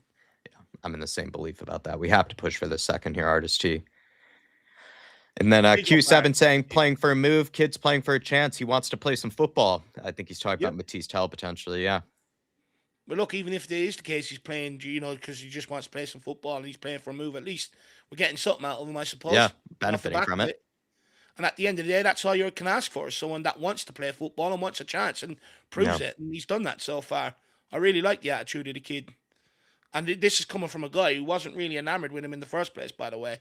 Oh, well done from Odebear. Now hold it up, show some. Goes down there. Really good play by Odebear. Brilliant touch. Lovely little touch around the corner. Just as he got kind of clattered as well, Odebear. And the yellow, brilliant. He won't be doing that one again today. That's Dennis Sirkin on a yellow, so that's him in trouble now. You almost want to get Mawani running at him more now. Yep.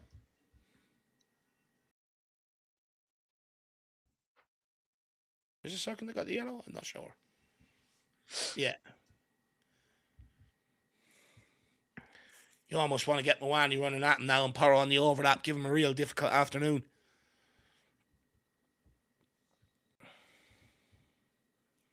Van de Ven onto Rami. Sunderland maybe coming out with a bit more intent about them on the press here so far. Early half enthusiasm. I mean, yeah, they've been absolutely dominated, so I'm not surprised by that. Oh, ref. No way, ref. Fuck. Oh. I was about to tell the ref to suck a dildo there. Jesus. No way is that a free kick.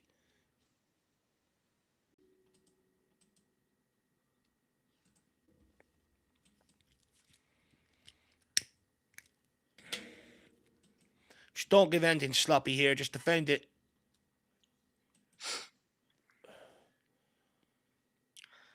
Don't let him out, Tell. Good job, Pedro. Matisse Tell stick. Oh, well done, Porro. Matisse Tell sticking to his defensive duties there. Brilliant. Oh, composed by Tell as well. Porro loses it. Not a great touch from Pedro.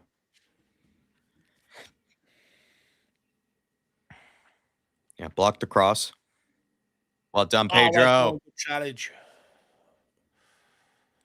By the way, Jack, you're a foodie. Have you been impressed with my cooking lately?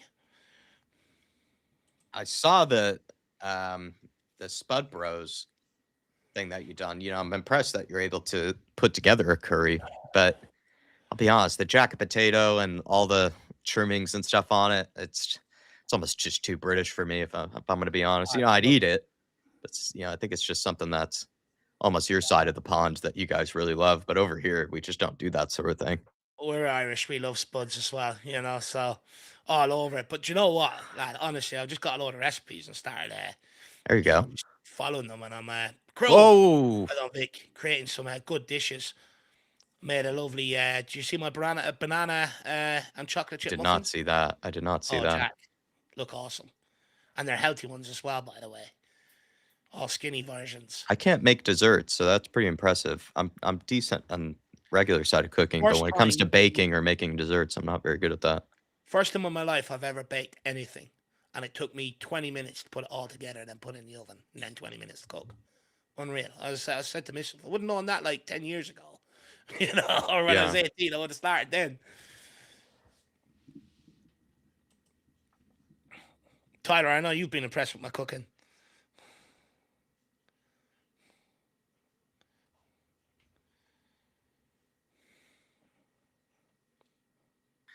Exactly. It can't be a jacket.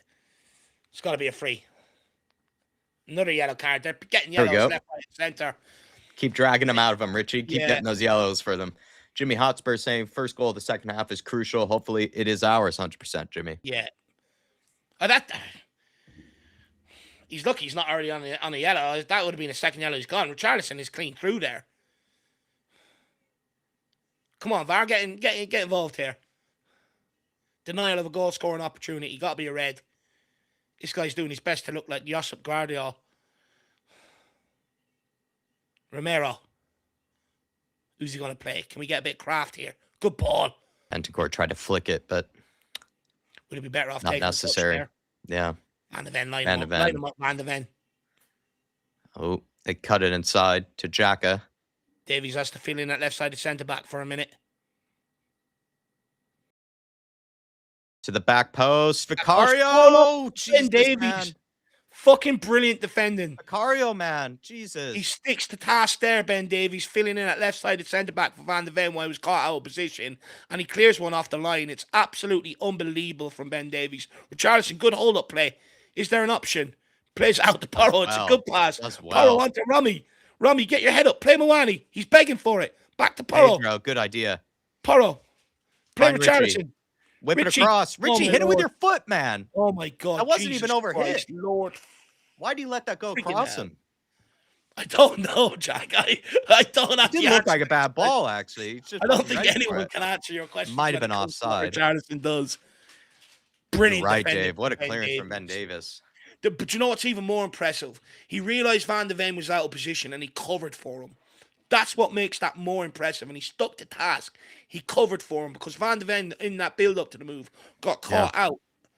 Brilliant from Ben Davies. Come on, Paul. Another good delivery. It's a man of the match performance from him so far. 100%. Bandini says Limpy down under. So far, so true. Get a good delivery in here, Porro. It's not a bad one, Back you know. post. Not a bad one. Good header from Van de Ven. Just a bit far out.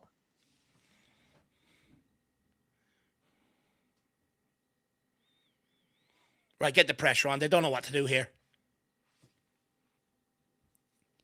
Good win by Bentancur. Right, take your time now, Porro. Offside.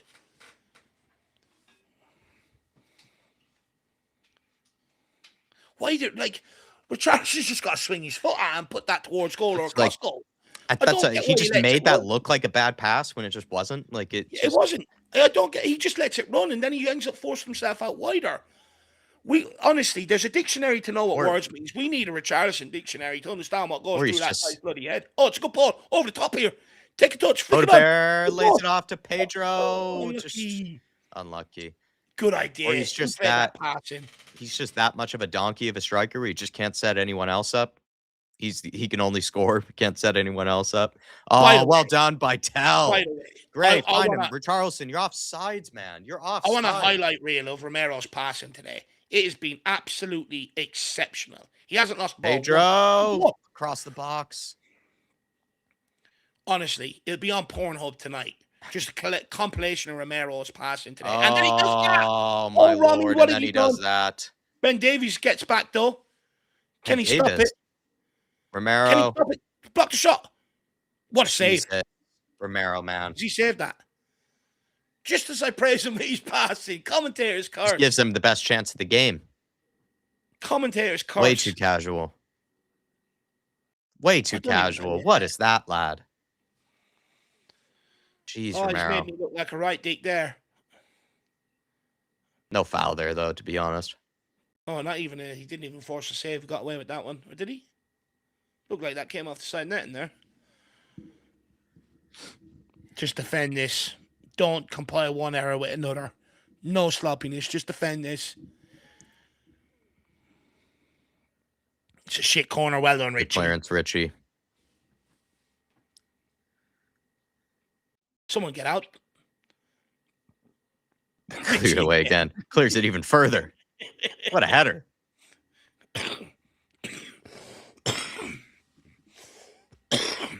Battle by Tell. Starting to think Richarlison should have been a centre-back. Seriously. He is good at defending set pieces, to be fair to me. It's probably the only thing that him and Harry Kane have in common is they were both very good at defending set pieces. Don't let him cross. Well done, Van de Ven. Right, Mawani, you got to travel. You just got to travel. Well Cuts done. inside. Can I play it? Richie, come Richie, on, gotta come be there towards him. for him, man. You gotta help Jesus, him oh, out. Good Wilson, ball, though. oh, Richie's in behind. Find Colo, please. find him. He laid you on. He laid you on. Oh my Lord Jesus Christ. Oh holy shit. He's The either guy's shit or he's absolutely the most useless. selfish player on the He's planet, or useless. both. He's either He's both. He useless. could be both. He could be shit and the most selfish player on the planet. Once he made the decision to take that touch, he has to shoot. The pass is gone once he's made the decision to take that touch. What is he doing? He doesn't need to take the touch, but also it's still not even the most difficult pass in the world to get it over those defenders. All he has to do is just get it around them and over them. It's not the hard because he has time. He has time to think about how he's going to play that, Oh, and he still doesn't pull it off. And it's an it's easy tap in of a infuriating. chance. This is what I mean, though. It's like we get into areas like this and we don't even get a shot out of it. It's infuriating. It's insane how we don't even get shots out of opportunities like that. That's And the like I thing. said, he might be either selfish or shit or both. He could be both. I think it's both at this point. I mean, it's just, I He's get it. He's the club's top scorer right now, but oh my God, his decision making is absolutely atrocious.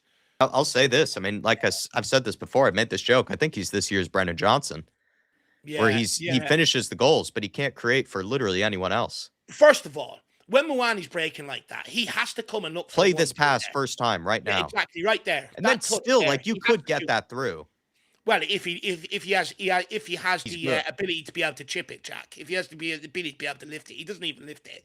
Like that's the problem with his decision making. He's just flashed it across, not going. But you know what? There's two players there. I need to lift this one. He's so free at the back post. He just can't even process that. That's the problem. That is the problem right there. And when he took the touch, he almost has to go for the shot. Then he's already made that decision. It's like it's just so brain dead. It's unbelievable. I think the other thing. He's the most infuriating player on planet Earth to watch.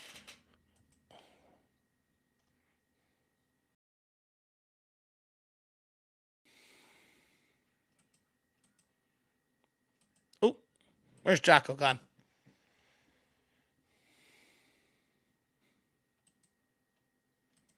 Hopefully Jack will be back. Jack is back. Do do do do do.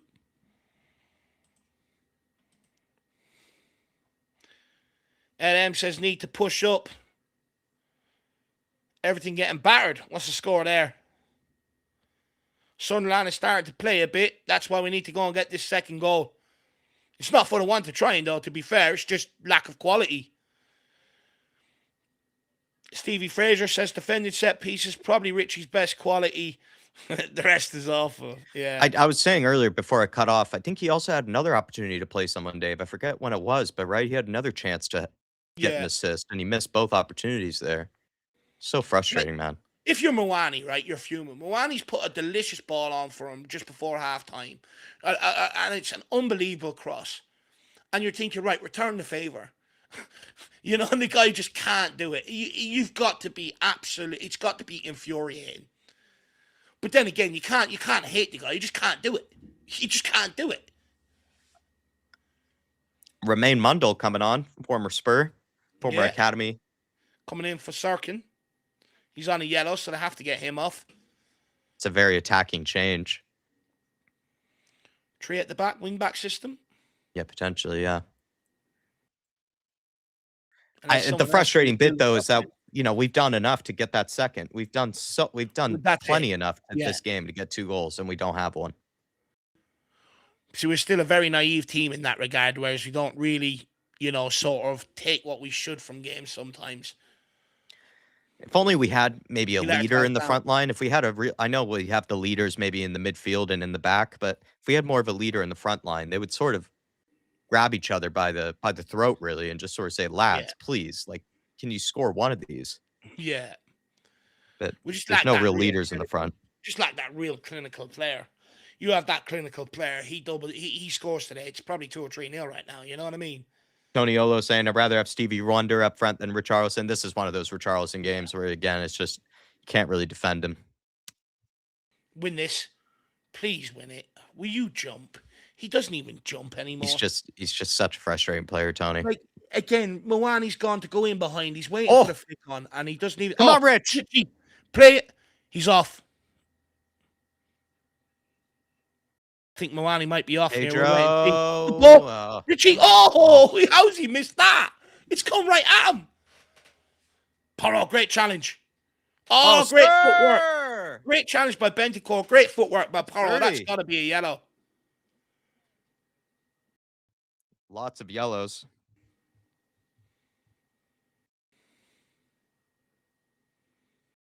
It's a great challenge by Bentancur. Porro, what footwork. That's lovely.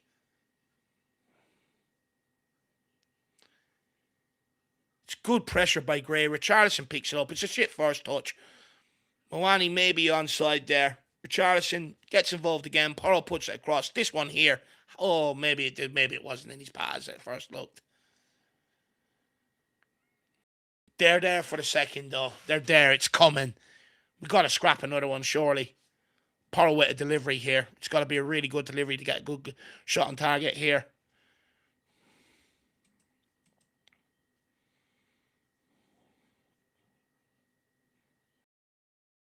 Come on, lads. Push for the second here. But Toniolo, it's getting to the point you'd almost take Stephen Hawkins up front at this point. It's just also performance like this. You just think, how much worse can Dane Scarlett really do? Exactly. And the thing is, from the glimpses we've seen, he's proven to be more calm in front of goal. He's proven to be one of the best, especially in training. Whenever you watch him in training, he looks like the most clinical player in the team. Frank said himself, he's finishing his top level. What's the kid got to do?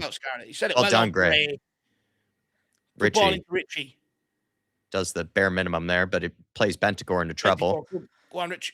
Come on, Gray. Find Odebear. Now give it into Matisse. It's behind him. Davis into Bentancur.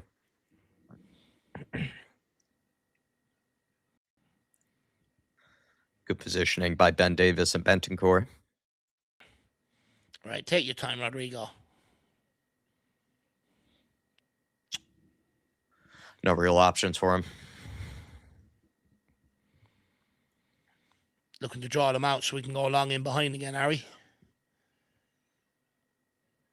Yep, if it goes long. Richie, you got to jump. See what happens when he jumps? Come on, Matisse. Matisse. The ball just wouldn't come with him there. Almost got around him. Oh, well good pressure. Well done, Mickey. Sir! Ref. How was that not a foul, ref? Porro, watch that in behind. Porro. Get there, lad. You got to go with the runner. You got to drop with the runner. Bentancur is recovering for him. What a challenge from Bentancur. On that there, you almost want Porro to go with the runner and Bentancur to come across. Agreed. Porro just makes a poor decision there. He allows that ball to be played in behind because he gets caught in no man's land. He doesn't know what to do there. Come on, lads. Do yourselves a favor. Clear this. Get that second goal. Yeah. Making me nervous now at this point because, again, I'm not nervous by how we're playing. I'm just nervous by how wasteful we are. And any team, like I said, any team in the Premier League can punch you in the mouth. Yeah, absolutely spot on. And these are decent from set pieces as well. Well done, Vic. Cario, get out there, Tell. Just don't allow the crossing, kid. That's all we ask. Well done. Oh, Lord. Slippage from Odebear. Oh, they've split us there. No. Close it down. Fuck. That's the warning. There it is. Again, no urgency. As soon as he takes that touch, everyone's standing there looking to see if the shot's going in the back of the net. Look, watch, right? He takes the touch. There's not one person that goes, I may get out and block that. Look, they're all waiting to see what happens. Close it down. You're lucky he shanks that.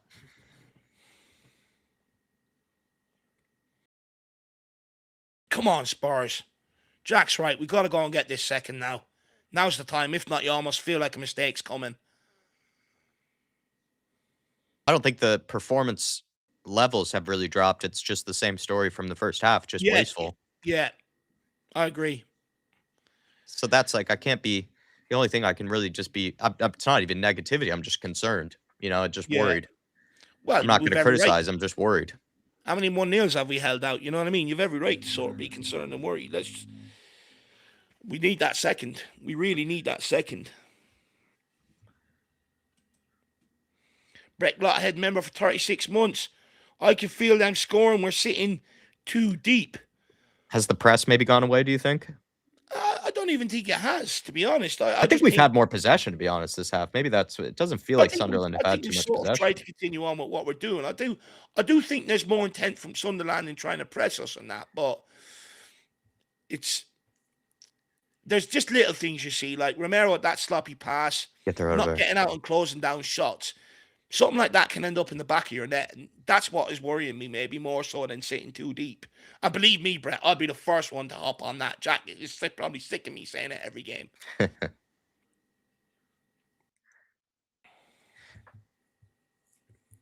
Paul Connor, good to see you. Head on Davies. Big up, Paul. Good to see you, my man. I do owe you a phone call. I've just been a bit under the weather, so just bear with me. I'm not in the best of forms. I mean, come on. We got to grab this second. They've been off it all game at Sunderland. Yeah. They can't even, they kind of look like us in other games where they can't even string two passes together right now. And if they're taking Enzo Lefebvre off, no, they're not. I was going to say that's going to be a relief. They're taking off a Dingra and they're putting on a defender. Strange. To be fair, earlier they took off a defender and put on an attacker, so maybe it's just to balance things up. Romero, good touch from Bentancur. Oro, got a show for him there, Colo. Good foul by Bentancur. Great foul.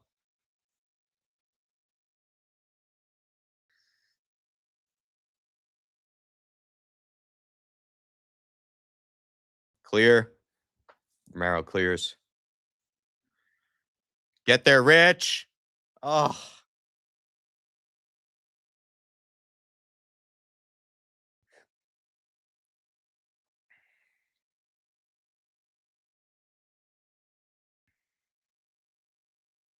Don't let in the cross. Don't let it in.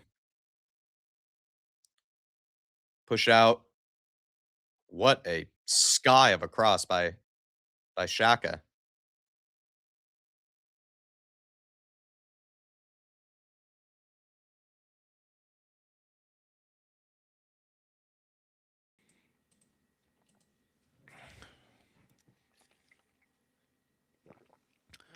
Well done, Porro. Moani flicks it on.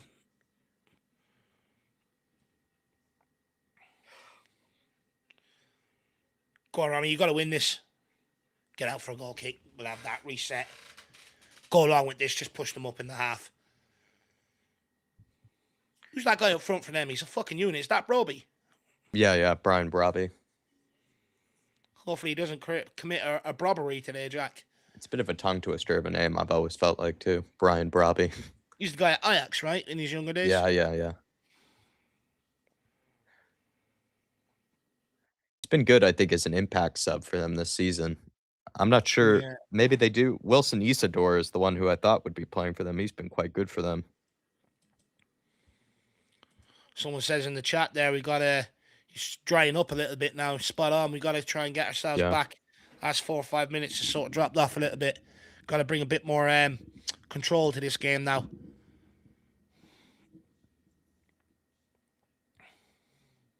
I swear, I've never seen someone miss as many headers as Richarlison. Never. That's just the thing. Like, I just think at this point, like, you do consider taking him off for a Dane Scarlett, or you. He's consistently too soon for Luca Williams Barnett, but it's just like Richarlison's hurting us more than he's helping us right now. Yeah.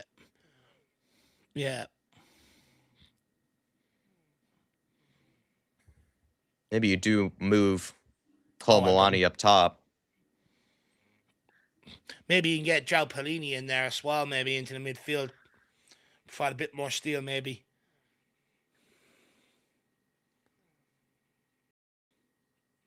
One-on-one with Poro. Good defending. Up against the former academy man.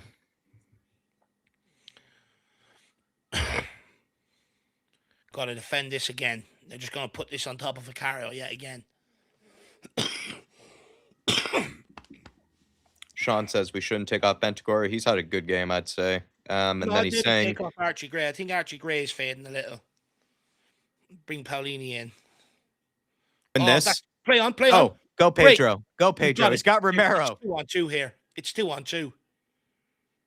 Get rid of it, man. What a Good ball! ball. Oh, Not a great Milani. touch by Poor Colo. touch. Oh, well Well done. done, Skins his Colo! man. Oh! Oh! Fired it off the Unlucky. goalkeeper. What a We'll have a challenge check on by Wilson Victor Odegaard, Porro. though, What a please. run. Oh, no. Don't tell me Odegaard's hurt. I think he just got smashed in the face, did he? Yeah, okay. He's Nothing. all right. For a second, I thought he held on to it too long here. Yeah, I you think he almost did. think he I was. think he's It's a lucky good they didn't ball. put in a challenge. That's just poor from Milani. He's gone with the wrong foot on the control. He's got to go with the outside leg there to control that. He's gone with the inside leg, and that's why it's going to cross him. I'm not even sure if he got a corner out of it. It's actually poor from Colo. Could be a red here. Can we check for a red there maybe? I'm wondering. Yeah, it's not a... It's a His pretty elbow bad face. elbow.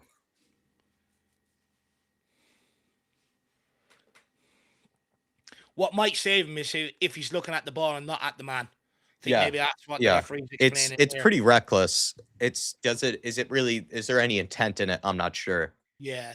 But That's what I'd say it is worthy of a yellow card. Worthy of a yellow, but it'll boil down to the intent. Lucas Bergvall and Paulini is coming on here. I just hope we're not taking off Odegaard because I just feel like... Might have to. Could be concussion protocol. Yeah, here. yeah. Seems all right, I guess. I think they're telling him he's coming off anyway. So bright, though, him and Tell. They've been our best players, Tell and Odegaard, up front. What we don't need is sloppy passes from Bergvall now coming in. That's one thing that irritates me about him. Yeah. He loses Odegaard the ball. is off. We need composure here. Odegaard is off, and then Gray is off. I can understand the Gray one. He's starting to fade a little bit. You do need maybe fresh legs in the midfield if you want to try and get a bit more of a press on. Yeah. I understand. Look, I rate Paulini anyway. I think he should be starting anyway. Bergvall for Odegaard is the one that maybe I wouldn't make right now. AK Sheck saying, watch out. Frank has the clipboard out. Never a good sign. No. Means he's messing with shit when he doesn't need to. He just needs to have it. I mean, to be fair, he just needs his forward players to deliver. He can't put it in the net himself. They shouldn't be in this game right now. We should have them killed off. Well done, Paro. Good decision. Let that go out for the throw. What do even the stats say? We've had 10 shots. I feel like we should have more than the 10. Like I've said before, like the amount of opportunities we've had. Oh, João Paulini, what a fucking ball. Holy shit. Who said this guy can't pass the ball? Bergvall.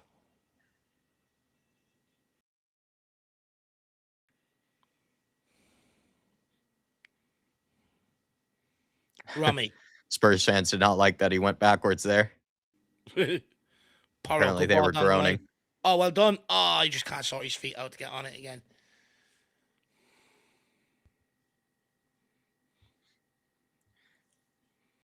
There you go. Fans really should be groaning at the lack of finishing, not really the passing.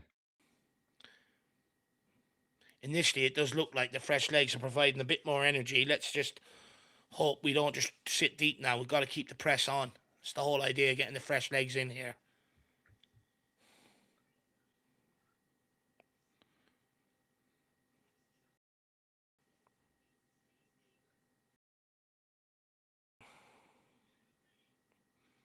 Oh, well read, Van de Ven.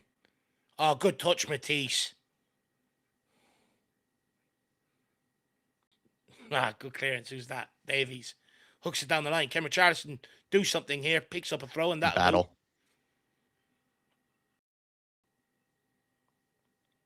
Took an elbow to the face there, but nothing malicious.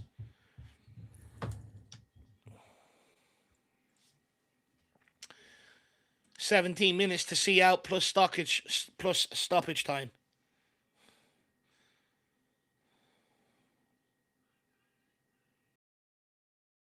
KF, our problem is we don't have anyone to finish in the box. Fair point.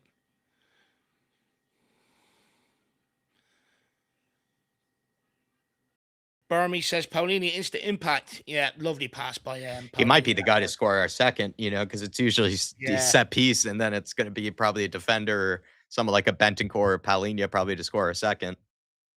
Davies with another long throw. It's getting longer as the game goes on. Good touch by Tell. Just get it back out to Davies, not in flash. There we Bergvall. go. Palhinha holding it up. Good decision there. Bergvall out wide to Pedro. Pedro surging down the right. Yeah, you got to go with it. Well Sir! Well done. It's got to be a free, right? Fuck off, ref. Ref! How's that not a free? That's it, Moani. That was a foul, though. Like,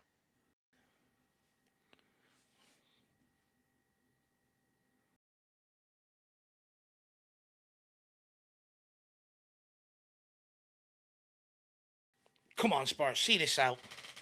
3 points, New Year. That's what it's about.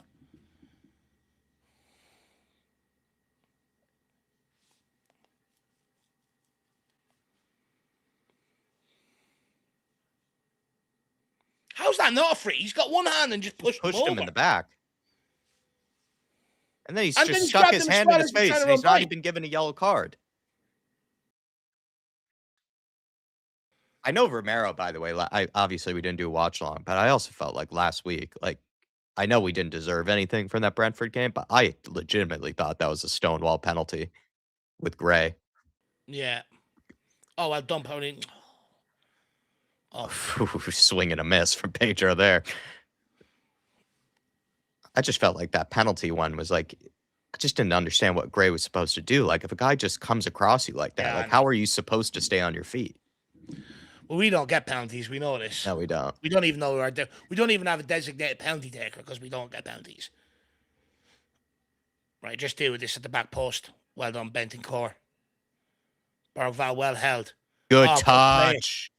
Go Tell. Moani.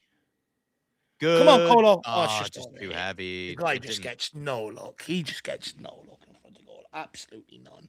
He makes all the right movements, and no one can deliver this guy the pass. Absolutely nobody. Well, earlier he did have that one. He had a poor touch.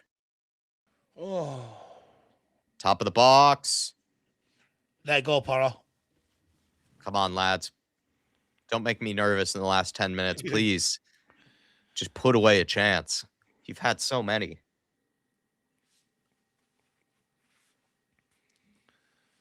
$13 minutes to go. Come on, Spurs. See this out. We don't even get VAR checks as we are Spurs. Yeah, that's true. We don't. That's the truth. If that was us, that's the other thing. Just right there with Brian Brobby, if that was us that pushed a player over, that stuck a hand in a player's face, easily a yellow card. Yeah, and probably a second yellow. Every time. With any other team, the referees, just calm down. Right. Pedro, that's unnecessary, man. Oh, let's not get sloppy now.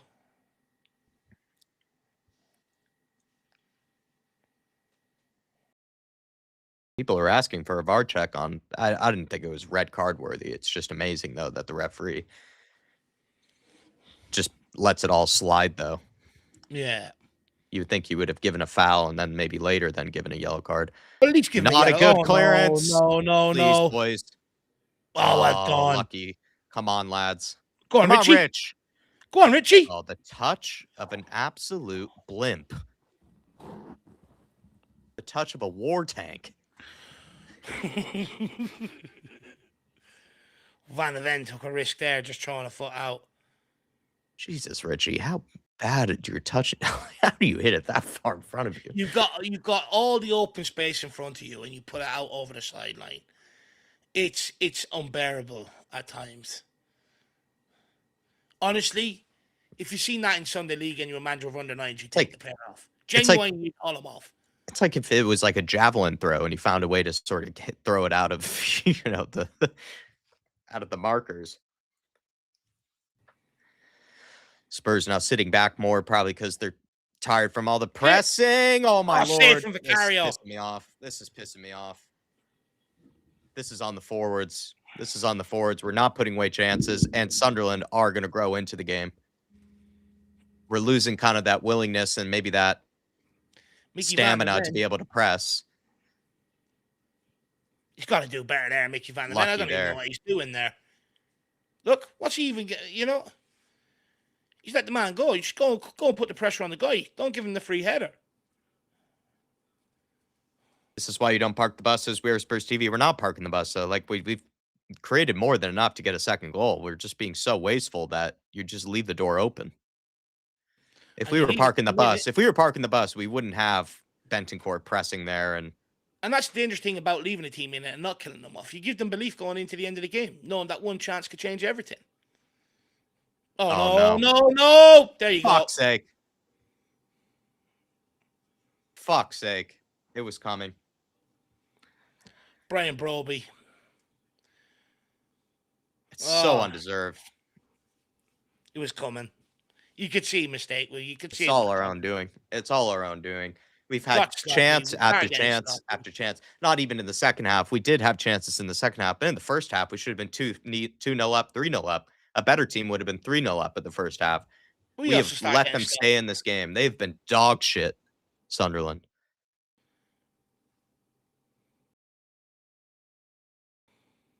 A great finish.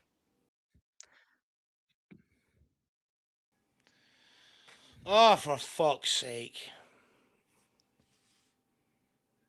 It's a good finish, yeah. You could sense it was coming, though. We were just starting to take our foot off the gas a little bit. Thought the game was done. You know. Then the interaction with Broby has clearly woke him up, and, you know, he's punished us.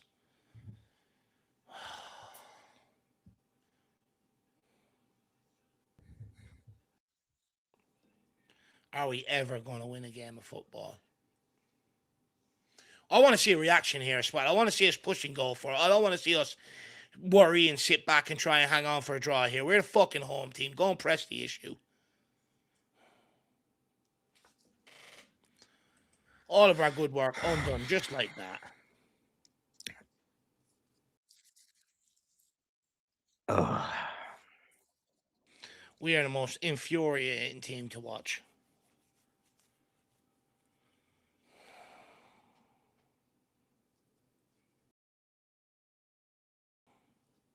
I don't agree with people that we were even parking the bus. I think we created more than enough in the second We half. weren't. We just And got like if slow. we were parking the bus, we would have seen every player behind the ball. Parking the bus is having every player Sitting behind the back, ball. We yeah. did not have every player behind the ball. No, Even we've there, just we got actually sloppy. got caught out by simply looking to press, and then they played 2 passes through us, and they were able to get in behind our midfield, which is why they had that space at the top of the box. If we were parking the bus, again, you would have saw Richarlison behind the ball, you would have saw Colomwani behind the ball, you would have saw all of them looking to block passing lanes. We were not parking the bus. We just got extremely sloppy. Even in possession, we were getting sloppy. You know what I mean? It's our own doing. To Jack's point, it's not like we sat off them, invited the pressure. That's parking the bus. We didn't do that. We created some chances early in the half, didn't take them, and then since then we've just got sloppy. We've just sloppy, you know. That's what it boils down to. We thought the game was won. We thought we were on easy street. That's why you got to kill teams off. You need them in it towards the end of the game to gather relief, to gather momentum.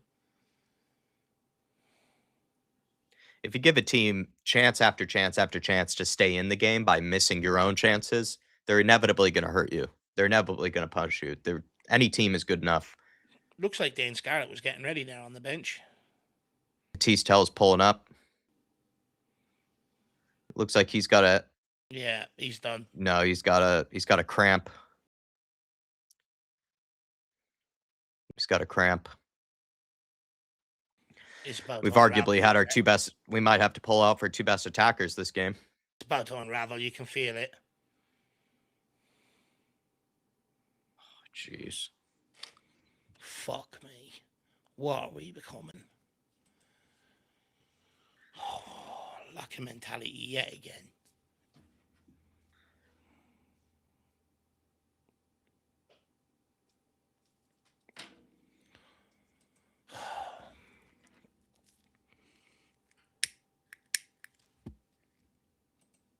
Hell is still on.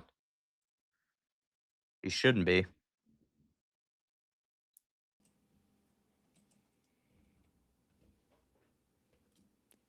Good Right, make the clearance. sub. Get him off. He's clearly struggling. We don't have time to get the physios on. Get him off. Jet Spence is on.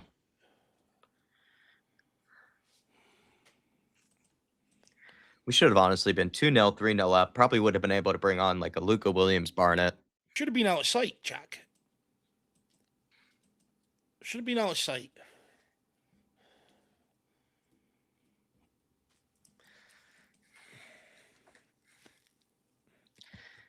And now we're sitting here hanging on. Embarrassing.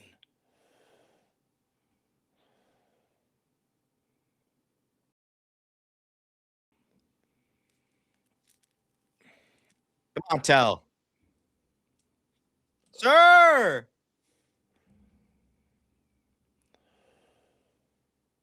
Surely the referee's blown up for a foul there. Surely.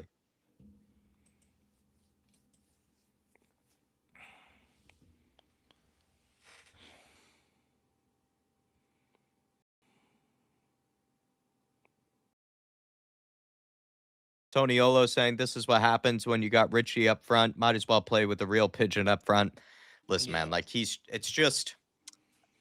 not even the chances that he's had this game that he's maybe not done the best with. It's the actually opportunities that he's had to create a goal for someone else. Like he's probably had 2 or 3 moments where it's just a simple pass or a simple swing across the box, and he would have been able to find someone. And he's just missed them and blown them. Oh, fuck me. I think it's the wastefulness in the team today has probably been majority down to Kolomoani and I would say Richarlison. Kolomoani has had 1 or 2 chances as well to potentially just be a bit better in the final third. But it's been mostly Richarlison, I would say. But even since conceding, where's your mentality? Okay, it's happened. Let's go again. We're erratic. We're all over the place. We're unraveling now. We're getting embroiled in fucking arguments and stuff. Our mentality is gone. Our arseholes is gone. It's twitching like a rabbit's nose right now. Jesus Christ. Where's the mentality? You know, you can concede. It happens. Show some balls and go at it again.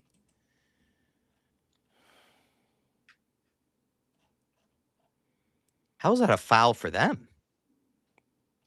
Matisse got shoved in the head. Even he's astounded by it.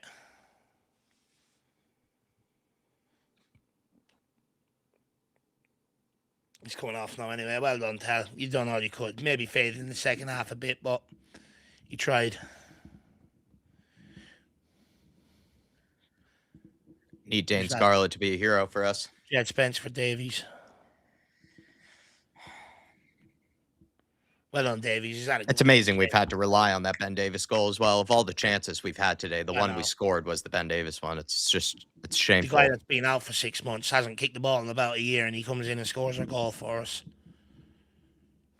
If ever we need a hero, it's got to be Jed or Dane Scarlett. Dane Scarlett, if he can score today, he'll become a cult hero. There's some enthusiasm. That's more like it, Bergval. That's more like it.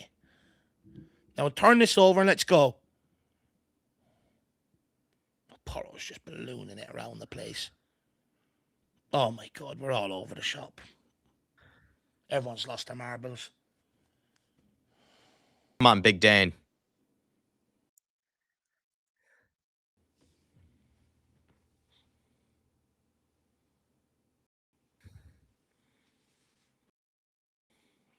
No, Pedro, back post. Come on, Rami. Good clearance. Porro, get cleared. Push out, though, lads. Push out. There you go. They just keep going long, Sunderland. They just keep trying to go in behind us. They're just going to target Pedro Porro now, aren't they? Long ball and look to get a flick on now. Right, Vic, send it up. Everyone push up. Please compete. Well done. Did someone get their foot on it? Here we go. Wrong option. Wrong option. You got Bergval right in front of you, man. Oh.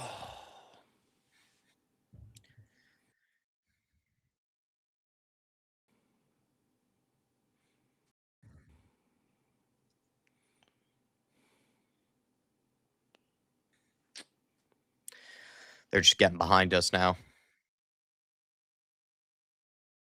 Oh, Lord. Bergval, not the greatest touches. Why are we messing around in the box there? Well done, Jed. Fucking Jed's bailed him out there massively. Jed has bailed Bergval out there massively.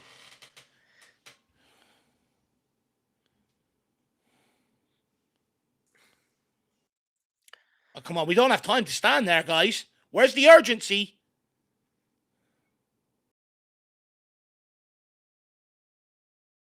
Oh my God. We're taking 30 seconds over. Throw in. Well done, Dane. Well done, Scarlett. Keep it moving. We can't afford to keep the ball static right now. We got to keep it moving. Vic pumps it long. Poro, Pumping it long to Poro, of all people, but works. Moani, well Colomwani. held up. Right, time, Moani. Can we get a bit of class here? Good ball into Find Poro. Paulinha. Don't shit the bed. Good ball. Paulinha. That's all you can do is Upper win a corner corner. there. No. No corner. Fuck off, ref. Oh.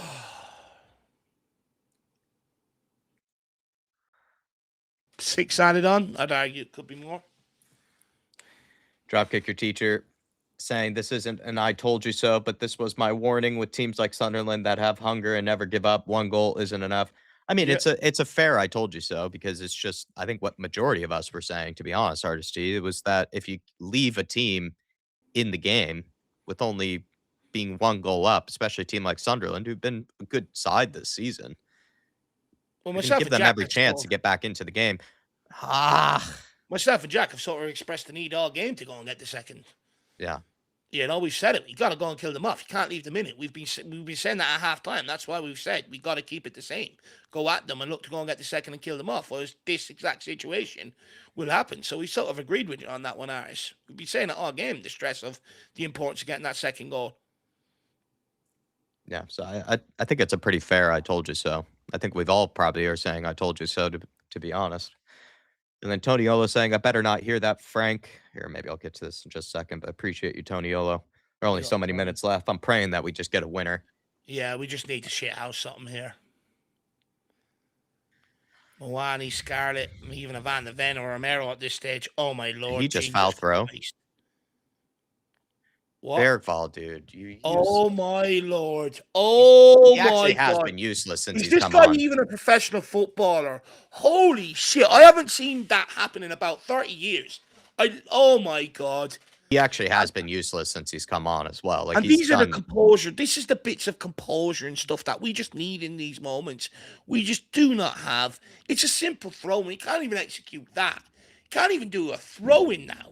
Guys, come on. What's this, kindergarten?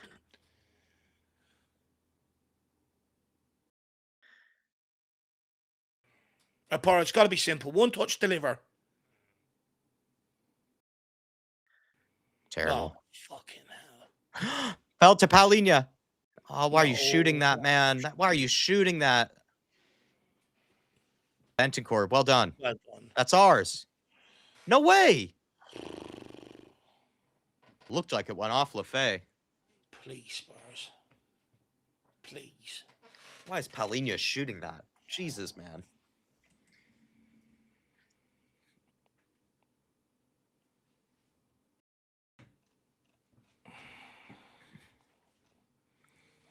We'll get to your chats after the final whistle, everybody. Appreciate the support.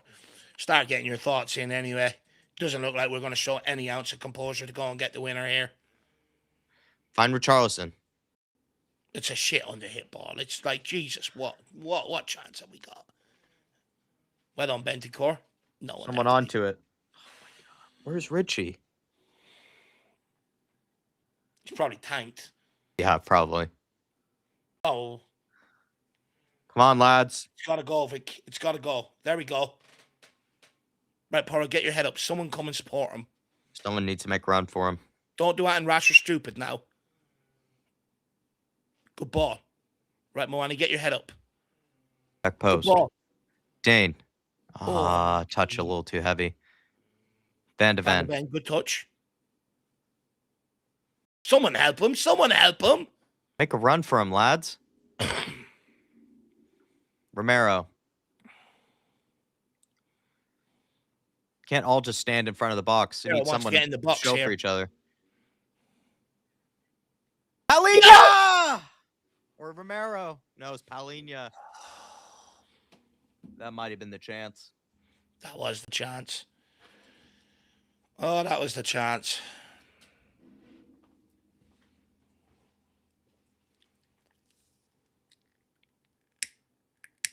It's a good delivery from Pedro. That was the chance, wasn't it, Jacko? Felt like it. Maybe as well when probably asking too much of Dane, but if he just had a tad bit of a better touch there. Yeah. Not going to be too harsh on him, though.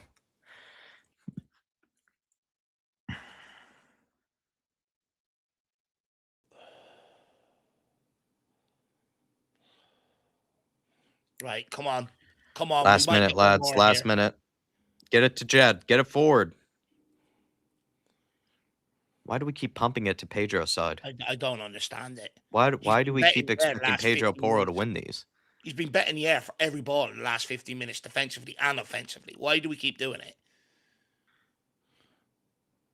Good turn. Good turn. What are Shit. we doing, Bentancur? Just Shit. play it to Pedro, lad. And we then cleared out the Oh, player. that's the game done now. Oh, my lord. That's probably game. Probably just start taking this one from Tony Yolo. I better not hear Frank say we might not sign anyone if they aren't the right player either. I'm going to lose my absolute mind. I think we're seeing some urgency, at least where we sold Brennan Johnson, whether you think it was the right decision or not, the It is urgency to important, sell though. someone, but we have to have the urgency then to sign someone. It would be very Spurs to sell Brennan Johnson and then take their sweet time, on finding a player. They need to The have a thing is, player brought in straight away because tonight, especially, it's on the forward line, man. Tonight's on the forward line. All of them were missing that quality in terms of showing end product. Really good performance from Tell and Odebear. I don't want to be too harsh on them. I don't think really the chances fell to them. They had maybe one or two in their cases, but tonight was just on the forward players. They created moments. They created good chances. They worked hard. They won the ball back in good areas. They just were so wasteful tonight. So wasteful. We could have put 2-3 past them easily.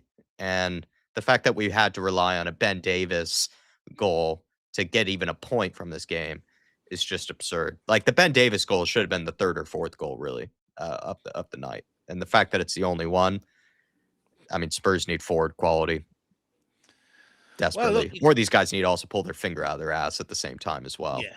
Well, look, you come in, you're hoping new year, new Tottenham, positive forward. It's very similar to like an 60, Ange game from last 65 minutes season of for that me. game. Yeah, very similar. In possession, in control of the game, dominating to a large degree, not really caused too many problems at the other end. And then all of a sudden, we just start making sloppy errors. The amount of breakaways we were once getting or in promising positions, they start fading. Then all of a sudden, the pressure turns up, ramps up a little bit. They score, and we lose our absolute heads. No composure to even, try and go back at it and force, try and go and force a winner. It's just, how many times have we seen this with this Tottenham squad? And to be fair, look, Frank is a man under pressure, but there's not really too much he done wrong there today in terms of setup and intent and stuff like that. It's just wild moments. Richarlison lacking quality in the final decision making. Udeberg flashing shots from over the bar. Mawani, poor touch in a key area. Tell just missing the target. You know what I mean? Rinse and repeat. Then that's not even including some of the positive breakaways we get. And, Richarlison is taking a touch out over the sideline, or players are picking the wrong pass, losing the ball, taking too much out of it. And that's the frustrating thing. They were there to kill off today, and it's another day where you're missing. You can't help but think Kane and Son would have beat these 4-5-0 today. Yeah. You know what I mean? Would Robbie have had Keane and Berbatov. Robbie Keane and Berbatov would have put, Gloucester's scoreline up today. And you can't help but think back to them sort of partnerships. And that's just what we lack up front right now. And it's just not good enough. Like Sunderland, they were there for the taking today. Yeah. They were 3 points ahead of us. You win that today, you pull yourself back into contention for European spots. By not doing that today, not killing them off and punching them when we had the opportunity, you always give the opposition that belief that one chance would go their way. And 9 times out of 10, it's just the way football is. It tends to go their way, come the end of the game. And that's exactly what happened here today. And now all of a sudden, we're still sitting down in the bottom half of the table, still looking up at European spots because we don't take what we deserve from today's game. And then it's just a lack of mentality when things did go wrong. Sometimes, things happen. You still got 10 minutes to go and save the game. Show some composure. That's why you want your leaders on the pitch to step up. No one done that today. Everyone started becoming erratic, losing their head, getting embroiled in arguments, which means they're just time wasting and delighted to get out of here with a result. And that's exactly what's unfolded today. And to Tony Olo's super chat, Jack, as well. We also can't get into the realm of we're just filling the squad with anybody either. Yeah, that's It true. has to be the right players coming in now. Where we are and where we finished last season, it now has to be the right players coming in. We've thrown so many darts at the dartboard with blinds on us. That's why we've ended up in this situation with so many random pieces put together without any forward planning. Like this player can link up with him, or he'll complement this guy, or this is what we're lacking. This guy would bring that in abundance. There doesn't seem to be any plan around it. It's just bring this guy in, put them in, and hopefully they can be the wonder kid and go and be the answer. Can't keep doing that. It has to be the right players. And it's even more crucial now than ever before you start filling it out with the right players. Even think of the chance that Brian Brobby was able to put away there. Like, it was a well-worked move by Sunderland. But the fact that they, again, like, were kind of so out of it this game, like, they weren't really ever knocking on the door consistently, and then they were able to just create something like that kind of out of nothing, and the way he just dispatched it, just think of all the opportunities that were so much easier for us to have put away, and that's one that Sunderland puts away. And again, I like Brian Brobby, no disrespect to him. He's not like an amazing player or anything either, in my opinion. So it's just the fact that they're putting away chances like that, and then we're just wasting opportunity after opportunity after opportunity. It's just so wasteful, man. And it's something I wouldn't say we've experienced that much this season because the stats have shown it. Like, we don't really create a lot of chances, so it's hard to sort of say that we're a wasteful team. But I did feel like we were last season, like under Ange. It did feel like there were a lot of games that we lost, probably down to being a bit open at the back, but also I would say a lot of them that maybe people didn't want to admit were really just down to forwards, just not being clinical and sort of They're not leaving that confident. door open for the opposition team to sort of stay in it and punch you in the mouth. And it could have been Ange Postecoglou as the manager today. That's all I'm just trying to say. It felt like a very Ange game from last season where we're just on top of the team for 90 minutes, but we don't really get our rewards for playing well and being on top of the team. And we leave the door open to not get the 3 points that we deserve. And We got I, sucker punched once again. yeah, This been time and time with this squad, and that's a mentality issue. You even go back to some of the moves. I even go back to two. There was one Mawani was slipped in, and I'm screaming at him, shoot. Puts it back across the box, and the only one, makes the wrong decision. Same with Richarlison as well. Takes the touch. By that time, the pass is off. You've got to shoot. Then tries to put it across. And what you're seeing is the longer this goes on, the less and less confident these players are becoming. And that's why they're making the wrong decisions. You got a player that's confident, they know one touch, boom, it's in the back of the net. We're seeing these players now that because it's gone on for so long and a lot of the tactics were negative in the build up to recently, the confidence is just gone from a lot of these guys now. We are in a position where you're hoping a Madison or a Kulizeski can come yeah. back in and sort of not be affected by what's gone on and just sort of come in and breathe that new air or pick the right sign and he can come in and sort of just drag this team forward. That's what we're relying on right now. But we do have to act this, Jan, and we do have to solve that problem because even some of the chances that come across for Richarlison, he's just not clinical. The guy needs about 10 chances to take one.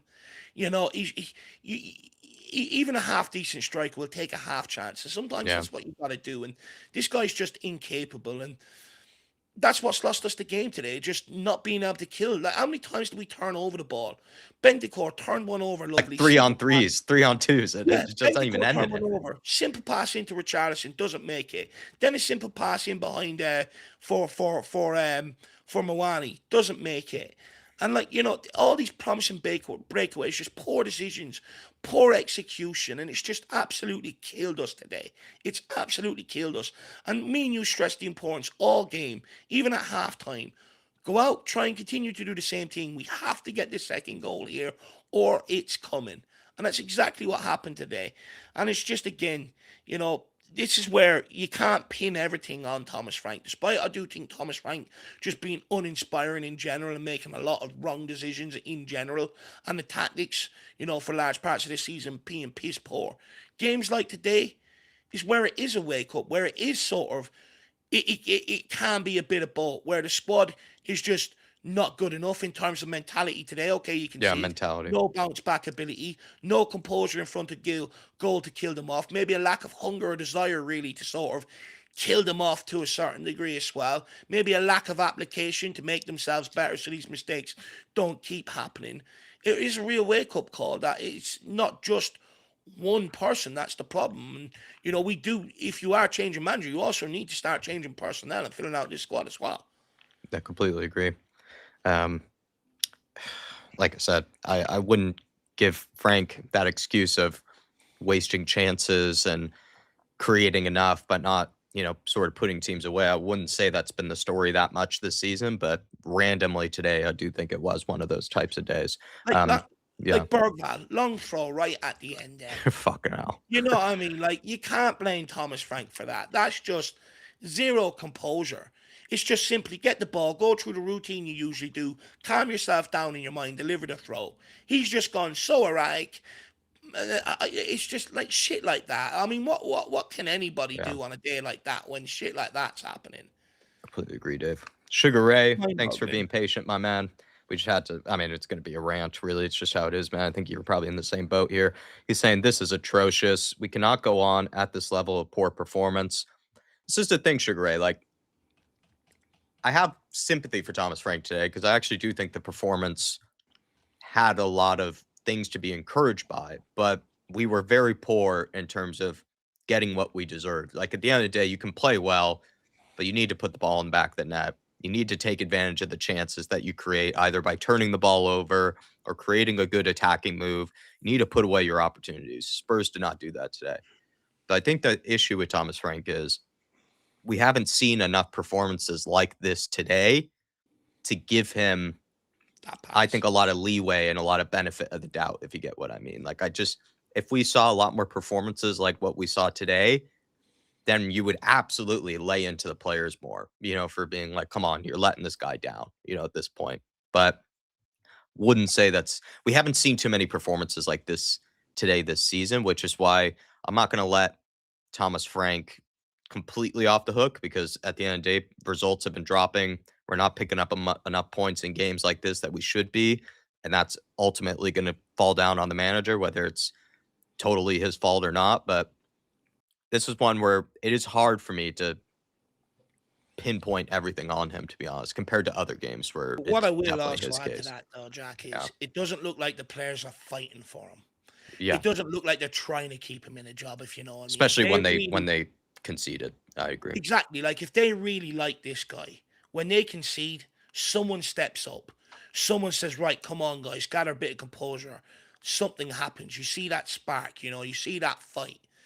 You don't really see that a lot of times this season when that game is, when games are maybe gone awry, and that is a huge alarm bell for me as well in terms of the manager, that you don't really see that commitment or that fight. Like, whereas even with under Ange Postecoglou, even though we were just losing games, you still seen a bit of fight. You even seen them players out there fighting for the manager in terms of towards the fans, towards the media. You don't see that with this group of players. And that's also something that really concerns me. Yeah. I think there was a good comment. Daniel Larson's letting out a big boo. I would be definitely booing the forward players Yeah. if you ask me. Ed Sweeting saying, a lack of ambition, first 30 minutes of the second half. Counterattack was terrible. Sunderland also took 3 yellow cards to stop our crucial attacks. This was inevitable. I don't like in the second half, I don't even think we played that poorly, to be honest. I just think, again, it was just a lot of wastefulness at Sweeting. So then you're just going to leave the door open. And you would say maybe earlier on in the season, we had that togetherness and that organization to sort of see out like these 1-0s, like these 2-1s, but recently under Frank, like, I don't think we've looked that defensively solid. So I was nervous, about us, holding on to the lead. But I disagree with, I'm not saying you're saying this, but a lot of the chat was saying, we parked the bus. I don't think we did. I think parking the bus looks a lot different in my definition of it. Parking the bus is every player behind the ball, Yeah. pretty much just hoofing it long every time that you win the ball back, which is pretty much what we saw against Brentford. Like against Yeah. Brentford, we were parking the bus for damn sure against Brentford. I don't think we were doing that today. That's actually part of the reason why I think we conceded, actually, was I think we were kind of still pushing for that second goal. and they were able to break through our midfield, and they were able to get a shot, in a decent area with nobody really there to block it. To be I honest, that's I just how I agree see with it. that. Yeah. I agree with that. I think there's a difference between parking the bus and maybe players taking their foot off the gas in terms of maybe in possession and stuff. I think, parking the bus, to Jack's point, is everyone sitting behind the ball, low block, containing what they've got. I didn't see us do that in the second half. Players were trying to get up, win the ball and stuff. I just think when we were in possession, the likes of Romero's passing in the first half, absolutely exceptional. Second half, dropped off a lot. Hmm. Ben Davies, exceptional in the first half. Second half, dropped off a bit. Porro, bit more erratic in the second half. Tell didn't even touch the ball in the second half. We couldn't even get the ball out to him. You know what I mean? Richardson, how many giveaways did he have? And there's a massive difference between parking the bus and just not going out in the second half with the same intensity or Yeah. enthusiasm as maybe you were in the first half. Which again is, you got to question the players' hunger. That is something that does come within. Eventually, who's going to get sick of losing or dropping points and stick their hand up and start dishing out rollickins and bringing people with you? But also, in terms of making sure they're on it going out there in the second half and delivering that inspiring team talk is done at halftime. Yeah. Sean Maddox. Everyone will complain about Frank, but our forwards were absolutely useless and Yeah. lost us this game. That's where I'm at, Sean. Like, I'm no big fan of Frank's. This just I've said this only a few times this season. I haven't had to say it too often, but there are better games to sort of put the blame on Frank's doorstep. To me, I don't think this is a good one to do it with. I think there are much better case examples over this season where he has gotten things wrong and he's maybe set us up to fail. I And the don't thing think that is, was the case today. I don't think that was the case today, to be and the honest. thing is, look, everyone knows I had my reservations at the very start when we hired Frank because I thought it would end up going this way from the very beginning. However, as much as I want us to sack Frank and get someone else in, bar maybe Maresca, what else is actually out there right now? Yeah. Now you could argue, do the Lewis family take a gamble? Maresca's football was good at Chelsea. Yeah. It just wasn't any things with the ownership. Do you take that gamble and look to bring that in and try and kick up the table for the second half of the season and say, we'll review it towards the end of the season. We're not going to commit long term, but we'll review it to the end of the season. That way you're in a job. We're sort of making that change, and then we'll see if you make a good fist of it. We might consider giving you a long term, and stuff like that. But right now, apart from that, or a Brendan Rodgers, what else is actually out there that would inspire the fan base in terms of an appointment? Almost also inspire that dressing room. I'm not sure that guy is available right now. So for me, the mistake was just made in the summer when the whole football world was open. We could have Yeah. paid what we want to get anybody out. That's where the mistake was. We're sort of forced into a position now where it's a huge risk to take that gamble, one that might pay off, but also one that might catastrophically backfire. And then you also take into account the Lewis children. Their dad made a lot of them cutthroat decisions and that down the years and stuff like that. Yeah, they've been in and around the football club a long time, but it's a different part being around it and not having to make the decisions and then actually make these sort of decisions. Are they also a bit wet behind the ears?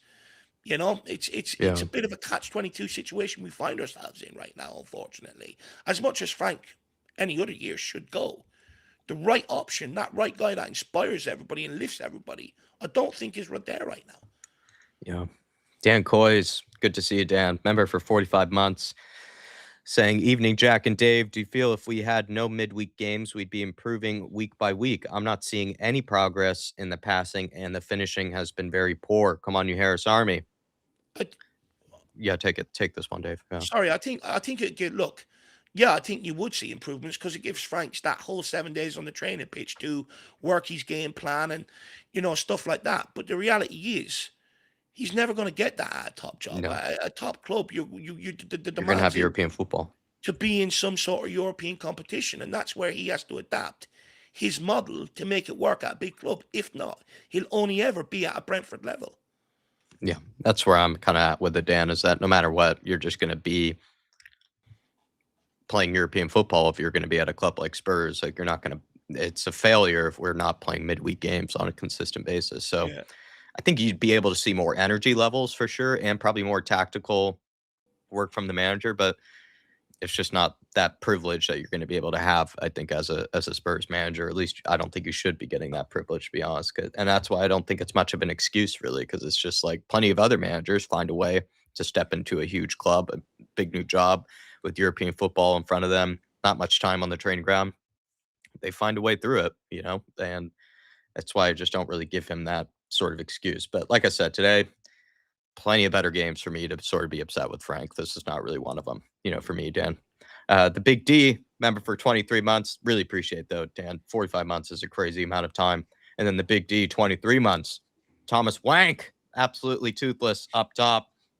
That's where I'm saying, though, like, as much as I'm not going to be upset with him today, Big D, we have dropped too many points and have also not put in performances like we have today, where I think there are encouraging signs often enough or consistently enough. Like, knowing us, we'll play decently well, like we did today in terms of attacking intent. And then I have the sneaky suspicion that against Bournemouth, we're going to put every man behind the ball for 90 minutes and just hoop it long. Like it's just one of those with Frank where we don't really get the same style of performance game in, game out to get encouraged by. And we're not getting results at the same time either. And like, I felt like as a Spurs manager, like I brought up in the beginning, you kind of need to be doing both, or ideally one of them. You need to be delivering either really encouraging, attack minded football, or you just need to be finding a way to churn out results relatively consistently. He's not doing either at the minute. Where my problem comes in with Thomas Frank in the attacking sense is, look, I get it, right? Some of the decision making is absolutely mind boggling. You almost need a dictionary for each player to understand what process they go through and how they come to that decision. But where I do blame Frank for the whole attacking in general this season is in preseason, it was shit to watch. I remember everyone got gassed up because we scored from halfway against Arsenal. We're on a roll. I remember saying, no, it's warning signs. All preseason, we have been toothless, even against, teams Redden and stuff like that. We were toothless going forward. Whatever tactics he's trying to do doesn't work. So the next call was, give him help. So we gave him 3 players. Gave him Iwani. Yeah. Gave him Simmons. Gave him Kudus. Things have not improved. And, there's been no attacking plays worked on, and he's admitted to that for large parts of this season. And he left it too late where he gets 1 day on the training pitch between games. And now he's trying to work on it. Yeah. It's too late. Yeah. 10 days on the training pitch now is just about recovery and shadow work. He's left it way too late. And that's where I do blame Thomas Frank. He should have walked in here from day one. When we get possession, this is how ideally we're going to break teams down and start working on the patterns of play, the movements of players and stuff. Now it's almost when the player gets the ball, they're just left, what do I do? And then when they look up, there's not a lot of options flooding forward. So naturally, the ball ends up going backward or being recycled. And that's where I do blame Thomas Frank on a larger scale, is it should have been worked on from day one when he walked in here, knowing it was our biggest problem. Like, I'm not being funny. All he had to do was look at it and go, I've got a good defence. If I drop that line back 10, 15 yards, not even back to the box, just drop it back 10, 15 yards and work on attacking play, I'm onto something here. And he didn't do that. Yeah. He did not do that. He was incapable of adjusting his style to come in like good managers. They look at what they've got. They may have their ideas, a way of playing and stuff, but there's always a little bit of give and take, a little bit of having to adapt or, overcompensate in one area because they're lacking in another area, stuff like that. But you work on it. We don't work on what we're good at. And I'm not being funny, but if I'm a full player, I would hate playing under this guy. I'd absolutely hate it. And that's where I do blame Frank on a larger scale, that now we look so clueless going forward because there's been no identity on it worked on day one. I was going to make a similar point that as much as I don't think the players today in isolation don't deserve much of an excuse for how wasteful they were, it's not like we've played this attack brand football where they've had a lot of opportunities to gel, have that chemistry, have that confidence in front of goal. We've played such terrorist football at times that the players probably do really have no idea, what to do in final third situations because they're not given consistent enough opportunities to play that sort of way. So I could see why they do look a bit nervous or a bit sloppy, rusty in situations like they found themselves in today. Again, not giving them a total excuse or anything or a free pass. But I was going to make a similar point that if you play this chop and change sort of style of play, you're players might sort of become victim of just being a bit rusty then in front of goals. And also, right, the chopping and changing of the lineups, I don't think has helped him at all in that Scoring regard either, in terms of chemistry with these players. Scoring goals is the hardest thing to do in football. Yes, you obviously need a bit of quality to be able to execute what your ideals are. But there's always an element of you having to coach the best way towards scoring goals, where you say, when you're on the ball in this position, these are your options. You have to be here. You have to be here. You don't see any of that being worked on. And when these players get the ball, there's no instinct behind, right, if I first touch this one round the corner, this player's there. You don't see any of that. It's almost you have to take a touch, scan everything and all that. And that's because nothing's been worked on. Yeah. And then Foggy Foam, member for 33 months. Big up to you, Foggy. He's saying he needs to go, deserves no pennies in January. Sack him. Dave did make a good point. I heard a little clip of this in the pre-match buildup where people are like, oh, he needs, a whole new squad. He needs, all these signings. You need to build his team. And it's like, well, he's been given 3 or 4 signings, like Dave said, and he's not really used them, He's benched them. consistently. He's benched them. So, like, why would you give him more signings if he's not even going to use them in the first place? And a lot of them, you would say, are pretty high quality players, like players that we could have done with last season, like under a different manager. We could have killed to have a Paulinho. We could have killed to have a Colomawani, a Xavi Simmons, players Simmons. like that in the team. And then Frank has been given them. He should be given players like that. Every manager deserves players like that. But then all of a sudden, he's not really using them and utilizing them either when he has used them in maybe the best possible ways. So that's where I'm kind of with you. Like, does he really deserve a huge transfer kitty? I don't think he necessarily does. I agree with But that. that's what I was saying, Jack. Like everyone sits there and says we need better players. Yeah, regardless of who the manager is, you need to be improving your squad. That's something you should be doing every transfer window anyway. But the reality is, we've given them players. Paulinho spent, up until Brentford, 6 games on the row on the bench, backdrop today. He was brought in to improve and bring that steel to midfield, which he initially brought in at the start of the season. We had huge problems going forward. So we bring in Kudus. He's how many? Or Kudus in as well. I fairness, forgot about him. Yeah. he started him for the majority of the season. Can't really moan there. But then you look at Mawani, in and out of the team. Simmons, in and out of the team. So anyone that says signings is what's going to help Frank and save us, I don't get on board with it, because the signings we have given him to improve the situation from last season and try and plug some of the holes we had last season. Because when you look, to your point, when you look at the holes we plugged, we needed that Paulini in here. We needed a Mawani. We needed a Simmons. We needed a Kudos. Plugging our problems that were problems last season. Now Thomas Frank has come in. And instead of using them players to plug the problems that we've had last season, he's almost created an entirely new set of big problems. And then the players that we have given him, he doesn't start and doesn't utilise anyway. So there's no guarantee that we give him more players, that they're going to solve the problem we've got when he keeps benching them. Yeah. If I'm an owner, I'm not throwing 150 million at him. We're going, well, I'll get you this guy. Are you? Because my first question would be, are you going to use him? Are you going to play him? Yeah. Dropkick Your Teacher saying, I think Frank's fate depends on these next 2 games. I think this was a must-win game for him, Artist T. Like I said, this isn't a game where I won't really put the majority of the blame on him. I put it more on the players, but I haven't been able to give him that excuse that many times this season, which is why I don't have a ton of sympathy or a ton of leeway for the guy. Whereas if he was producing, let's say, performances and team sheets like he has done today, and most of the style was working and you're on top of teams, I would give him a lot more leeway, and I'd give him that sort of benefit of the doubt that, like, I'm seeing encouraging signs. Players are kind of letting him down, not being good enough. And that's the argument that a lot of people are making, with Thomas Frank, that the players aren't good enough. They're letting him down. I don't really feel like that's been the case for me that often this season. But today, I would say absolutely a good case example. But I do feel like he has to start winning games as soon as possible. If not, like, I'd say, like, I'm not even his fan anyway, so I don't really feel like he No, deserves that look, much of a long leash. to your But I point. feel for him today to a degree. Yeah, of course. But to your point, Jack, what's been the bigger issue this season? Tactics or players not killing teams off? I'd argue tactics for a large portion Yeah, of this season I'd has agree. been the bigger problem. Yeah. If he would have played the majority of the season like he's tried to play today, and we genuinely haven't shown the ability to kill teams off, you buy time. Everyone sits there and goes, no, keep the guy in the job, get him the players in the summer, in the January transfer window that's going to start killing these teams off. But the reality is you can't sit there and say that because we haven't approached many games like this season. It's been the anomaly. And, I'm not being funny, but everyone could sit here off the base of today and go give him more players to kill teams off. We gave him three.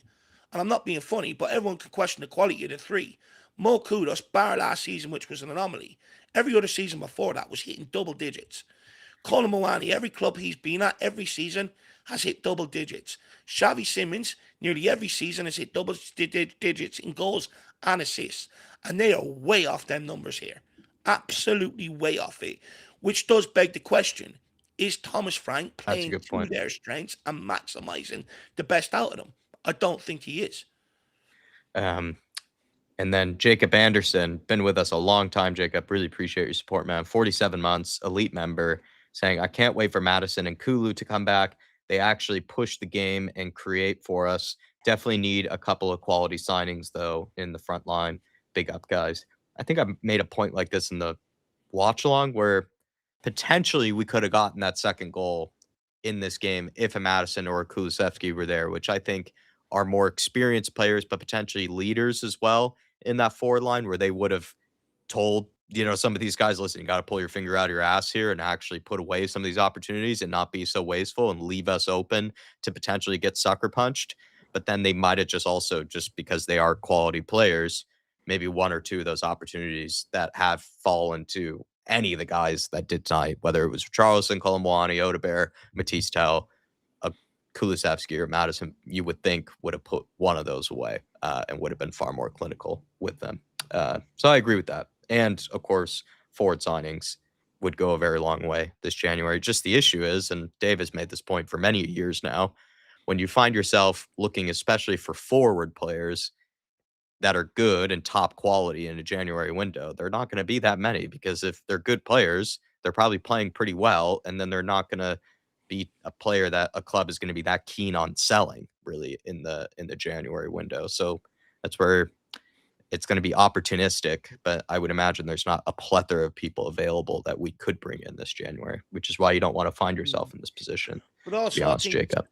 I also think it's dangerous to sort of sit here and hope that Madison and Kulusevski are going to come in and provide that spark. They've been out for a long, long time. By the Yeah. time they get back fit, up to match speed, there's going to be a lot of rustiness. Your decision making is off as well for a period of time until you get up to match speed and everything else. And it's almost by the time they get back, it's almost going to be too late. The season's almost coming to a close. In fact, in reality, you're sort of only trying to maybe get them fit for the World Cup at that point. So you know, and again, it's just like I'm not sure they're going to be ready to come back and save our season. And look, to be fair, a lot of people didn't rate Kulusevski before he went out injured. A Yeah, lot of that's people true. were willing to sell him and stuff like that. Now the fact that we're at that point, we're begging for these guys to come back. But I'd also argue if you put them in and you don't see, what we're used to seeing from them, at what point then does the eye start going to Frank and what he's asking them to do and what he's not worked on? Yeah. I completely agree with that. It's going to be a long season, Jack. Like, there's no immediate solution to the problem Well, we're in. There's no manager out there that's ready to come in and fix our problems. I highly doubt there's going to be that game changer in January right now to come in and fix our problems. And it's sort of like you don't back anybody inside the club, Frank, to sort of start inspiring people and get it right. All yeah, these players to yeah. muster up the energy. So, unfortunately, it just feels like we're going to be languishing around here for the rest of the season. It just almost feels like I'm nearly at the point. Just get me to the summer and let's see what's available. I Yeah. can't believe we're already at that point, but it just doesn't seem like right now, in terms of recruitment or manager, that guy is there to solve our problem. I would just say quickly that that's where the summer was, I think, a bit frustrating for some of us, where we knew that Madison and Kulusevski were not going to be available from the get-go for the majority of this season. So even though we've made this case that, oh, once they get back, like, we'll be able to put away those chances or we would be a bit better in games like this. It's like, yeah, but we kind of just knew that from the season on, like that they weren't going to be available for us. So we should have pushed the boat out that bit more to bring in a Kudus and like a Semenyo or a Kudus and someone else that we could have gone after just to make sure that we have our bases covered and we don't find ourselves making that sort of argument like, well, if Kulusevski and Madison were here, then, things would be so much better. It's like, yeah, but we kind of knew from the get go that they weren't going to be available for the majority of the season. So I'm not even saying not even criticizing your argument, Jacob. It's just, yeah, like I said, with the benefit of hindsight, like we should have What pushed the worries boat me out most, more this though, summer, really. Yeah. what worries me most, though, you almost hear Frank saying, we'll look at the injuries we've got in the forward line and almost relying on them to come back. But, I'm almost sure he's experienced enough to know that, for one of them to come back in and hit the ground running after being out for so long, even in Solanke's case, it's very rare that happens. And, it's almost like, and I don't agree with that with Thomas Frank because he didn't have them to work with in the first place coming in here. You know what I mean? Like, Madison was out pretty, or well, first game back, he was out, more or less. And, Solanke, there was already the problems with his ankle coming into the season. So you already knew for large parts over the first half of the season, he wouldn't have these guys available anyway. So it was up to him to make work what he had available. And he just hasn't done the best job in that regard. And the Yeah. fact that he's sitting here almost going off the same rhetoric, I need these players and waiting for these players to come back. It's sort of like, that worries me. You got to find Um, the answers now. yeah. Just a funny comment from Iceman. Big up to you, Ricky, saying, let's face it, no Ben Davis today, and we probably would have lost this game. Like, exactly, man. Like, that's what's amazing is that Ben Davis goal ended up being the only reason we salvaged a point today, where that should have Yeah. been like the third or fourth goal on top of all the chances that we, created. I was even complaining about that in the first half, where I was like, it is a bit frustrating that out of all the open play chances we created, that the one we ended up scoring was still from a set piece. And you're just like, come on, lads. Like, please, can we just actually put the ball in the back of the net off of some of these good turnovers and some of these good opportunities, please? Why is it that all the goals we score happen to be from defenders or Yeah. Romero or Van de Ven, players like that stepping up for us, or Ben Davis in this case? It's been a script that I've not enjoyed. As funny as it's been, it's not one I've enjoyed, this season. No. No friend saying even Pep couldn't get more out of this front line. I mean, after today, you would wonder if anyone could, with the chances they're wasting. Super Yid saying, I swear Jermaine Defoe was stronger and held up the ball better than Richie did. Yeah. I mean, the thing with Jermaine Defoe, like, oftentimes he would get caught offside, but he was that guy as well, though, that offered that. In a game like this, for some reason, Sunderland, they did leave a lot of space in behind for whatever reason. He would have been that guy that would have absolutely burned them for it. And to be fair to Jermaine Defoe, pretty ruthless on his day as But he only well needed a when half a given. chance. He Exactly. only needed a half-sighted goal. He didn't need, the whole sighted goal. He only needed a half chance and it was in. He Different was a level. bit like a Jamie Vardy as well, where he would just absolutely lace the ball, into the back of the net. Kind of almost Brian Brobby's finish today was a bit of a Jermaine Defoe kind of finish, just absolutely walloped into the back of the net. It really shows the lack of quality in terms of striker in the market or in football in general nowadays. Defoe wasn't even a starter at Tottenham most weeks. He's not even like as You know, I loved Defoe, but he's not even in the time that I've been a Spurs fan. He's not even making the top 3, 4 best strikers, we've even had, at the club. As much as I love the guy, like there were better ones than him. The Robbie Keanes, the Berbatovs, the Kanes of the world were better players than him, so it's just, that's what's also insane. But I loved Jermaine Defoe, so no slide on him. great. Tony Yolo saying, would you guys get confidence from Thomas Frank? He's not even confident in himself. He's got to show respect to relegation sides. I think it was you, Tony, or someone else that said, can't wait to respect the hell out of Sunderland today, which was a very funny comment. To be fair, I don't think we did. I think we brought the game to them. That's my thing with Thomas Frank is I'm not, even from the get-go, he wasn't even my on the list of managers, which I thought was a little bit uninspiring that we were going after. He wasn't even really my first choice, to be honest. There were other ones I was kind of more keen on. And I've appreciated how he handles the questions at press conferences, but there are those little things here and there where he does, for whatever reason, just kind of come across as a bit of a guy that's just a bit too nice or a bit too school teachery, as some people have called him, or like PE coach, kind of guy. And he doesn't give you that sort of stiffy, like maybe the fiery energies of Ange or Conte or Jose or anything like that. He doesn't seem like a total dressing room kind of manager either. He just seems like a well-mannered, respectful, decent tactician of a guy, but not someone that's going to really rile you up, before a game when necessary, especially when it comes to these derby games where we've come out the gates with no energy at all whatsoever.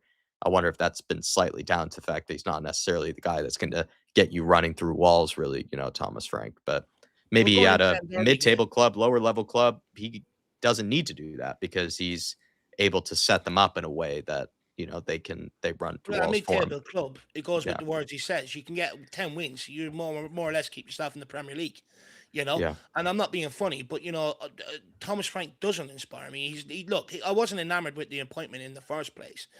But, when he comes in and his first words are 100% guarantee you we will lose games, doesn't exactly inspire anybody. Then no, he doubles down and says you can only expect 10 good games a season. Yeah, at Brentford, we're playing 60 games a season.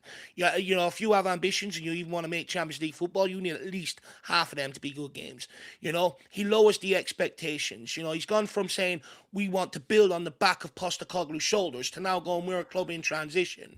Nothing he says inspires anybody around him. He's looking for the fan base to be on his side. Say something that fucking inspires us. He doesn't. He wants the players to run through a brick wall. Say something that inspires them. He doesn't. And half the reason why we look lackluster going into the Arsenal and Chelsea game is because the players are already pissed off with what they worked on during the week, because it's all about containment rather than going at them, embracing the heat of the battle and looking to turn them over. He doesn't inspire anybody. The fact that yeah, we already needed signings and we haven't acted urgently to try and bring anybody or have anybody lined up for the early part of January to try and help the guy means he's not inspiring the owners or the director of footballs to really go after and get these guys in for him either. For me, everything he says is just uninspiring. I get what my football club is. I'm well aware of the problems at boardroom level. I'm well aware of the problems in the structure. I'm well aware of the problems in the squad. But say something that gives me a direction that I can say this is the end goal, this is what we're building for, and inspire me and say no matter what problems we encounter along the way, this is where we're fucking heading. He doesn't do that. This guy has come in and lowered the expectation all across the board. So much so, you still have people arguing for this guy to be kept in a job, even though we're sitting 13th in the Premier League. When notoriously we sacked managers when we weren't even winning with a sniff of Champions League football. Conte was sacked in 4th. Jose was sacked in 7th and in a cup final. Even Nuno was sacked in fucking 8th or 9th. This guy here, and we still have people arguing for his job, even though he's in 13th. It's absolutely insanity. He's lowered the expectations of absolutely everything.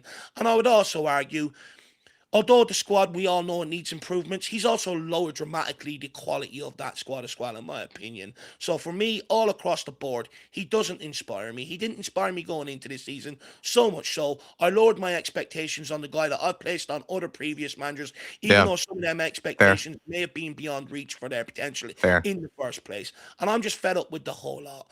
But at the same time, I'm also well aware of where we are. And if you change now for the wrong guy, it's going to get worse and we're going to career even further down the table. The problem is the mistake was made in the summer, and now with Frank, Yeah, he's not going to get you relegated, but he's certainly not going to push you on and get European football. So I said this a long time ago, guys, strap in. Every game is going to be a grind. Every game is going to be a battle. yeah, I've sort of yeah. He prepared just myself for it just to get through this season.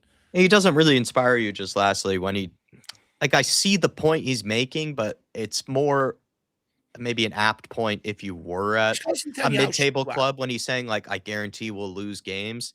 It's like, yeah, if you were, like, a new project manager at a mid-table club or something like that, like, that's probably, like, something that you could get away with saying, but at Spurs, like, saying something like that, it's just it doesn't inspire confidence in you as a fan. If anything, it makes you worried, or it just kinda makes you sort of laugh and sort of scoff at him, like, sort of saying, like, "Why would you even say something like that?" Um, It's just that's where he, again, doesn't inspire confidence in me or maybe others.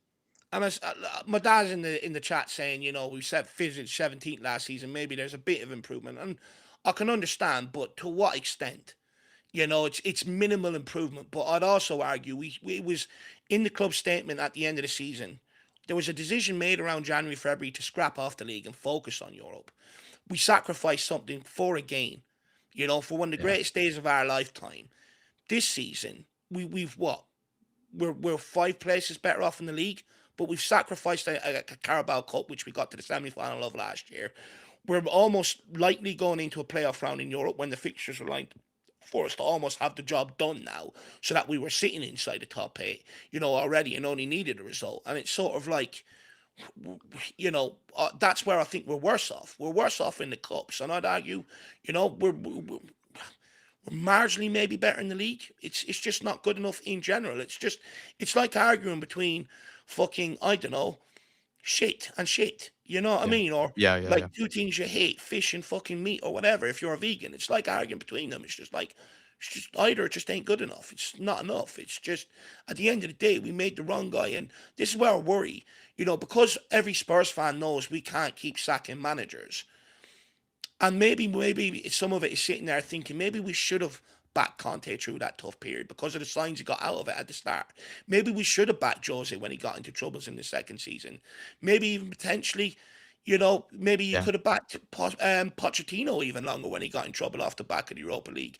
And we've made that many mistakes in sacking managers who did have the credentials to bring this club forward. We're almost in a position now where we're being defiant and backing the wrong guy, in this regard. And that's where I worry. Frank is not the answer to this football club. It's just about how long do we go through this till the right guy comes up. Appreciate your support, Tony Yolo, by the way.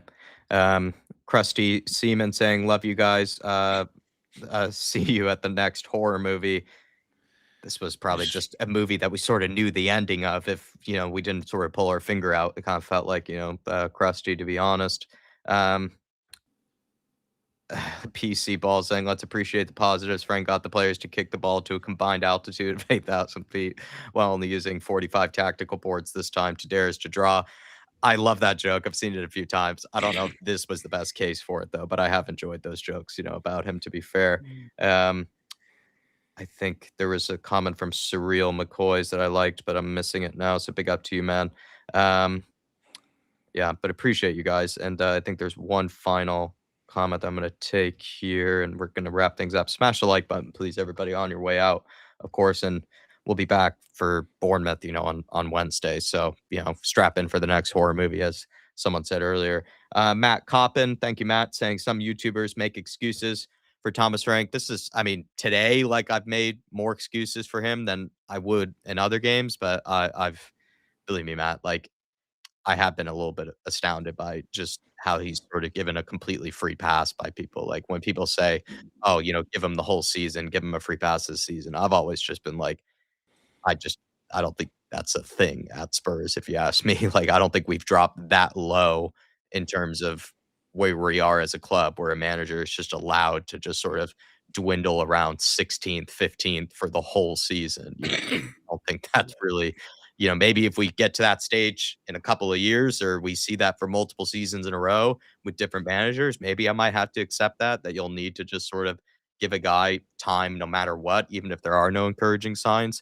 I just feel like we should have higher standards than sometimes what I've heard from Yeah. people in terms of the free pass argument. That's the one that I just don't get, really. And I don't think our squad is nearly as bad as people make it out to be. They say, oh, Fulham has a better squad than us. Sunderland have a better squad than us.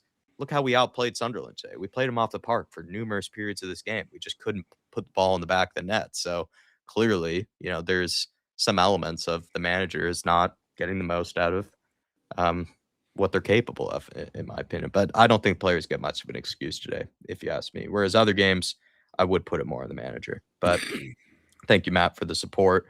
And thank you, guys. Steve D, good to see you in the chat. As I'm kind of wrapping things up here, always good to see you, sir. But yeah, everybody, just a game we easily could have won. Not a shit house or a bit of a robbery like some of these other games that I've seen under Frank. This was one that we deserved to win, but we just couldn't. And I think the frustrating bit and the really part that really lets you down is we kind of were saying it from the get go. We're like, if we don't put this second goal in the back of the net here, we are going to get punished for it. And Yeah. we brought up that script very early in the game. And the fact that it came true was just so frustrating. So maybe it's Just sometimes nice to know that what you're expecting, but it sucks when you get proven right about stuff like that, to be honest. Yeah, well, it just shows everyone sort of knows what to expect from this Tottenham team. We know that we need that second goal by now. We've been here too many times before. I think is probably the point, right? Look, Yeah. got the January transfer window now. Let's see if we can pull something in. It's not beyond the realms of impossibility. I remember we brought in Bentancur and Kulusevski on the Conte, and it transformed our season to a large degree. So there is Yeah. hope. Let's see what we can do, and we move on to the next game. After Yeah. today, my throat is getting really sore now. I know Jack's been a bit up and down, but this week now, after today, this week we will be back up and running with full time again, you know, fan shows and debate shows and all that sort of stuff. So plenty to discuss this week, guys.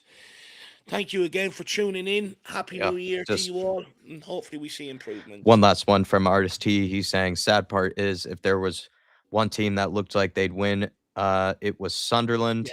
The header that went off the post is likely on target another day. I think we looked like the team that was going to win until they got the equalizer. Once they got the equalizer, they actually looked more yeah, capable of potentially sneaking a winner. But yeah, I think we were the better team for 85% of the game, really. yeah. So that's kind of my take on RSG. I think they got I played agree. out the park for the majority of that game. It's Yeah, just once they got the equalizer, they were pushing to get a second because they knew that we're vulnerable and we know that we lose our heads.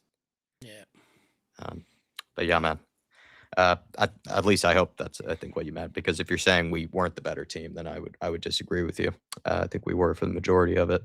Um, Big up to you, Derek Hutchinson. Good to see you, my man. Big up. And we'll see you all next time, everybody. Come on, you Spurs, as always, and be back for Wednesday and all the game stuff. And like Dave said, regular business, coming back with the channel. See you next time, everybody. Come on, you Spurs. Spurs.